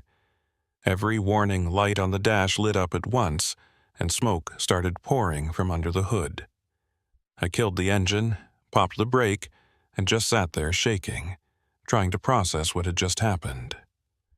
Vale climbed out of the plow, moving slowly, checking himself for injuries. He looked up at me through the open door, and his expression was grim but unsurprised, like he'd known this was coming, like he'd been preparing for it. "You okay?" he called up. I couldn't speak, just nodded. "Good, we need to move. This place isn't safe, and we don't have much time before—" He stopped, looking past me toward the scale booth. His face went pale. "Christ, get out. Get out now." I looked where he was looking and saw it. The thing that had worn Drummond's face was standing up, reforming, pulling itself back together from the impact. And it wasn't alone. More of them were emerging from the woods, from the storm, from places that shouldn't have had enough room to hide anything. Dozens, maybe hundreds, all converging on the way station. I climbed down from the cab, my legs barely supporting my weight, and Vale grabbed my arm. "My truck, now!" We ran to the plow, climbed into the cab, and Vale fired up the engine. He threw it into reverse, tore the blade free from my trailer, and spun the truck around in a tight circle that left deep gouges in the snow. Then he floored it, heading east, back towards the summit, driving with the kind of reckless abandon that would have gotten him fired under normal circumstances. "What the hell are you doing?" I shouted over the engine noise. "Getting us out of here before they realize we're gone. That way station's a focal point, a weak spot where the barrier's already thin. What you did, shifting the load, breaking the counterweight, you didn't just release what was in your trailer, you opened a door, and now everything on the other side knows it's there. So, where are we going? Cut bank. Back to whoever sent you out with that load in the first place. They're the only ones who can close this properly." We drove in silence for several minutes, the plow's headlights barely penetrating the storm. Behind us, through the rear window, I could see lights, Not normal lights, but the cold blue glow of the figures, dozens of them following us, keeping pace despite the plow's speed. "Those things," I said. "What are they?" "Don't know. Don't want to know. The old stories, the ones the Blackfeet tell. They call them the Hollow Ones. Spirits of people who died on the pass, who got caught in the thin places and couldn't cross all the way over. They're stuck between, and they're angry about it." He glanced in the mirror, and they're getting closer. He was right. The lights were maybe 50 yards back now, and closing. I could see shapes in the snow, running alongside the plow with inhuman speed, their forms flickering and shifting like they couldn't quite hold together in this reality. Vale pushed the plow harder, coaxing more speed out of an engine that was already screaming in protest. We crested a rise and started down the other side, and that's when I saw them ahead of us too. More lights. More figures. They were surrounding us, cutting off our escape route, herding us toward what? What did they want? "Hold on," Vale said, and cranked the wheel hard right. The plow left the road entirely, plunging into deep snow, bouncing over hidden rocks and fallen trees. We were heading straight for the forest, for terrain that no vehicle this size should be able to navigate. But Vale didn't slow down. He just kept driving, using the blade like a battering ram, smashing through obstacles that would have stopped us cold under normal circumstances. Behind us, the figures poured onto the road, congregating where we'd turned off, but they didn't follow into the forest. They just stood there, watching, and I got the sense that they couldn't follow, that there were rules, boundaries they couldn't cross, and we'd just found one. Vale kept driving until we emerged onto a different road, a narrow Forest Service track that wound through dense pines and eventually connected back to Route 2, several miles east of the way station. He pulled onto it and finally slowed down, letting the engine cool, his hands shaking on the wheel. "You know how to reach your dispatcher?" he asked. I checked my phone. Still no signal, but the battery was somehow back up to 40%. Impossible, but I'd stopped questioning impossible about an hour ago. "I can try. Do it. Tell them we're coming in, and tell them to have someone ready to receive that load properly. The counterweight's broken, but the anchor points are still intact. If they can reposition the drilling equipment fast enough, they might be able to stabilize things before the void reforms." I made the call. It connected on the first ring, and this time it was a woman's voice, older, calm, with the kind of authority that came from years of handling situations exactly like this. "This is Bridger Drilling Crisis Management. Identify yourself." "Burl Tatham. I'm the driver on load, BDG 4721. The counterweight failed and we know. We've been monitoring." "Are you with Orson Vale?" "Yes." "Good." He knows the protocols.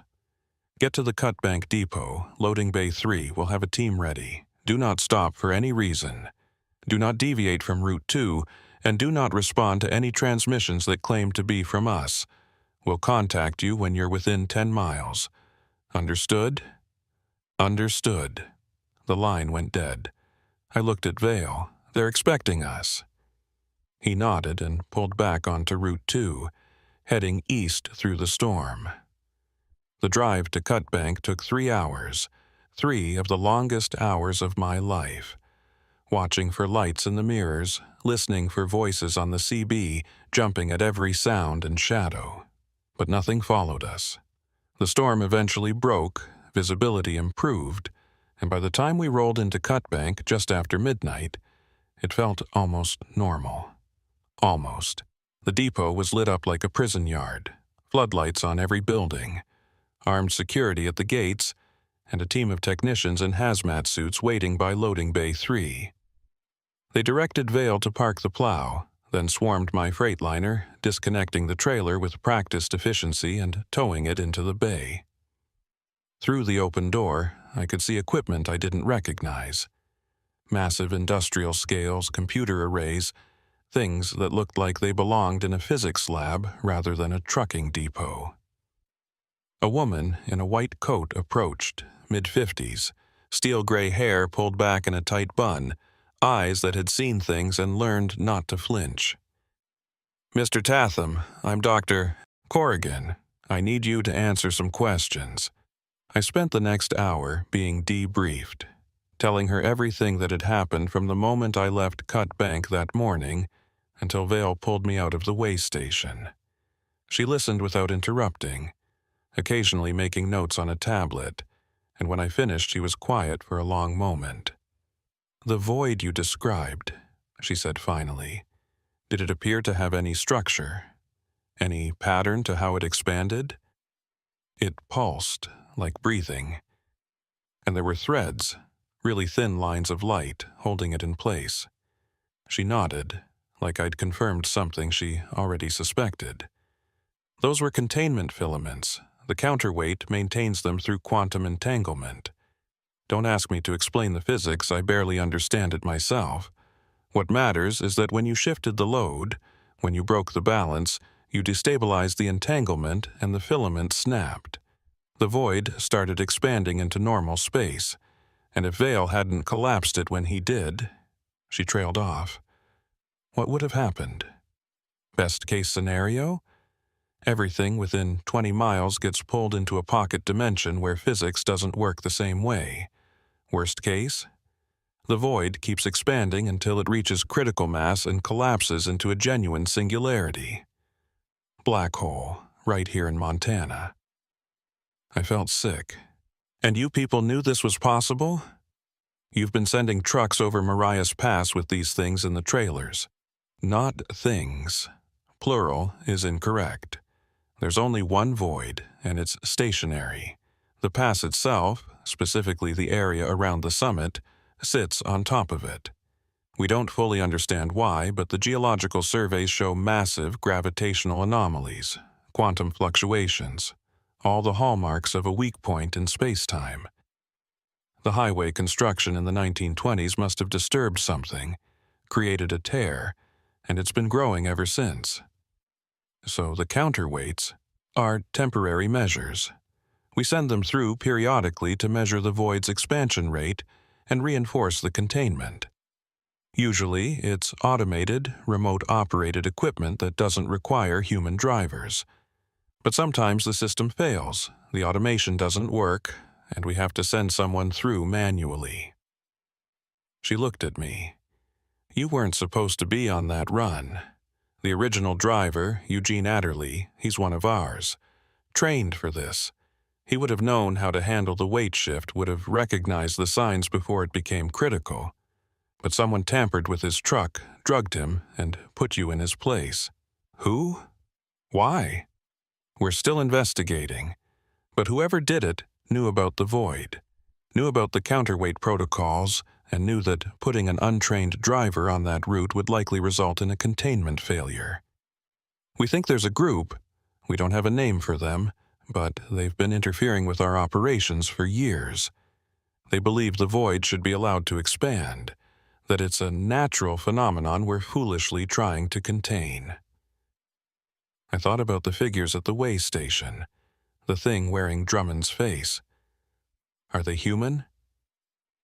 Dr. Corrigan's expression darkened. "Some of them were once. Others, we don't know what they are. The void doesn't just pull in matter. It pulls in consciousness, identity, memories. People who die near it, their patterns get absorbed, and sometimes those patterns reconstitute on the other side. They're not ghosts, not in any traditional sense, more like echoes, recordings. And they can be dangerous because they remember being human, remember having wants and needs, but they don't have the constraints anymore. The rules that apply to us don't apply to them. What happens now? Now we restore the counterweight properly, reinforce the containment, and hope it holds for another 6 months. Then we'll do it again, and again, for as long as necessary." She paused. "You did well, Mr. Tatham. Better than most civilians would have done in that situation. The fact that you figured out how to redistribute the weight, even partially, probably saved a lot of lives. I had help, I said, nodding toward Vale. He was leaning against his plow, smoking a cigarette, looking exhausted. Orson knows more about the pass than anyone except the Blackfeet elders. He's pulled more drivers out of bad situations than I can count. We've been trying to recruit him for years, but he prefers to work independently. She smiled slightly. Says he doesn't like being told what to do. By the time they finished with my debriefing, it was nearly 3 a.m. They offered me a room at a company facility in town, medical evaluation, compensation for damages to my truck, and a non-disclosure agreement that came with enough zeros to make me forget most of what I'd seen. I signed it. Not because of the money, but because I knew nobody would believe me anyway. Who would? Dead women standing on highways, voids that eat reality, figures wearing human faces like masks. It sounded insane even to me, and I'd lived through it. They released me around dawn. My Freightliner was totaled. The suspension damage from the weight shifts had cracked the frame in 3 places, and the trailer was a complete loss. Insurance would cover some of it, the company would cover the rest, and I'd be assigned a new rig within a week. Everything back to normal, like nothing had happened. Except I knew better. I spent the next 3 days in a motel in Cutbank, sleeping fitfully, jumping at every sound. On the 4th day, Vale came by. He knocked on my door around noon, and when I opened it, he was holding 2 cups of coffee and a newspaper. "Thought you might want to see this," he said, handing me the paper.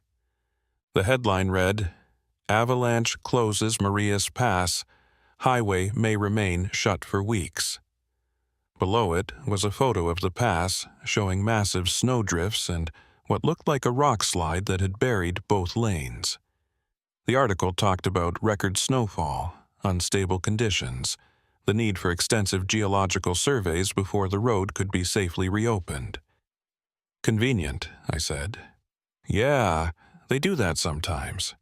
Close the pass for maintenance or weather when they need to run operations without civilian interference. This'll give them time to stabilize the void properly, reinforce the containment, maybe install some additional monitoring equipment. And the way station, being dismantled. Whatever was operating it, whatever was wearing Drummond's face, it's gone now. Real Drummond's recovering, by the way. Woke up 2 days ago, no memory of the last week. They're calling it a medical miracle." I sipped the coffee. It was terrible, but it was hot. "You gonna keep doing this?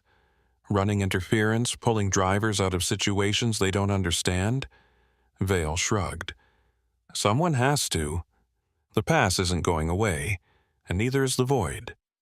Long as there's a road through there, there's gonna be incidents.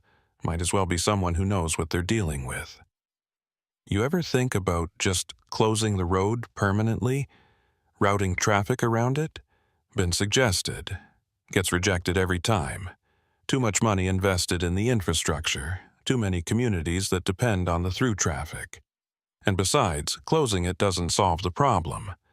Just means nobody's watching when things go wrong." He finished his coffee and stood up. "You gonna keep driving?"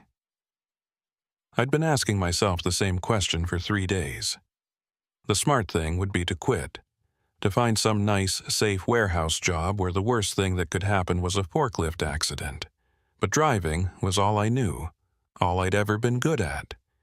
And despite everything that had happened on Marias Pass, I wasn't ready to give it up.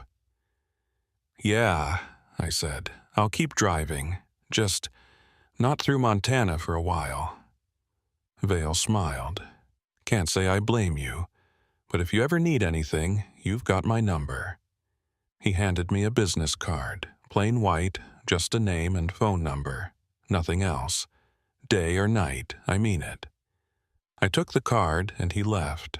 I sat there for a while, looking at it, then tucked it into my wallet behind my CDL, just in case. 2 weeks later, I was back on the road. New rig, new routes, staying south of I-90 and east of the Rockies. I told myself I was just being cautious, avoiding winter weather, taking loads with better pay. But I knew the real reason. I wasn't ready to go back to the mountains. Wasn't ready to risk encountering another thin place, another void, another situation where the rules stopped making sense. But 3 months after that, I got a call from dispatch. Special load, they said. High priority, excellent pay, and they specifically requested me by name. The pickup was in Great Falls, the delivery in Kalispell. The route went straight through Marias Pass. I should have said no. Should have turned it down flat. Told them to find someone else, anyone else. But the thing about Marias Pass, the thing Dr. Corrigan and Vale had both tried to explain, but I hadn't really understood until that moment, is that once you've been there, once you've seen what's underneath the road, it doesn't let you go completely. There's a connection, a thread, a hook buried deep that pulls you back eventually. I took the load. The drive to Great Falls took 2 days. I picked up the equipment, more drilling gear, same client, same type of manifest as before, and headed west on Route 2. The pass had been reopened for 6 weeks, all repairs completed, roads cleared, official statements declaring it safe for travel. I'd monitored the news, hadn't seen any reports of incidents or disappearances. Everything normal. But as I approached the way station, rebuilt, repainted, with a new waymaster whose name wasn't Drummond, I felt the familiar tightening in my chest, the sense that I was crossing a threshold into somewhere that played by different rules. The waymaster was young, maybe 30, with tired eyes and a mechanical efficiency that suggested he'd been thoroughly briefed on what not to notice. He weighed my truck, 77,800 pounds, exactly matching my manifest, and waved me through without comment. I drove past the spot where I'd seen the dead woman standing in the road, past where Vale had smashed his plow into the void, past where the thing wearing Drummond's face had tried to pull me into the nothing, and I kept waiting for something to happen, for lights to appear in my mirrors or figures to emerge from the trees, or the CB to erupt with voices that shouldn't exist. But nothing did. The pass was quiet. The storm that had raged for days was gone, replaced by clear skies and weak winter sun. I made it to the summit, started the descent, and 3 hours later I was in Kalispell offloading the equipment, signing the delivery papers, collecting my pay. Normal, safe, boring. I should have felt relieved. Should have been grateful that I'd made it through without incident. That whatever lived in the thin places under Marias Pass had decided to leave me alone this time. But instead, I felt watched, measured, like I'd been allowed to pass as a courtesy, a professional respect between predator and prey, who'd faced each other once and lived to tell about it. And I knew, with absolute certainty, that the next time wouldn't be so easy. I still drive that route sometimes. Not often, but occasionally, when the money's right, or the scheduling works out, or I just need to prove to myself that I'm not afraid. And every time I approach the pass, I check my mirrors more carefully than usual. I monitor the CB more closely. I keep Vale's card in my wallet, and Dr. Corrigan's emergency number programmed into my phone. Because the void is still there. The thin places are still thin, and the things that live in between worlds are still waiting, watching, learning. The balance holds, for now. But I've seen what happens when it breaks, and I know that eventually, inevitably, it will break again. The question isn't if, it's when, and whether I'll be close enough to help when it does, or far enough away to survive.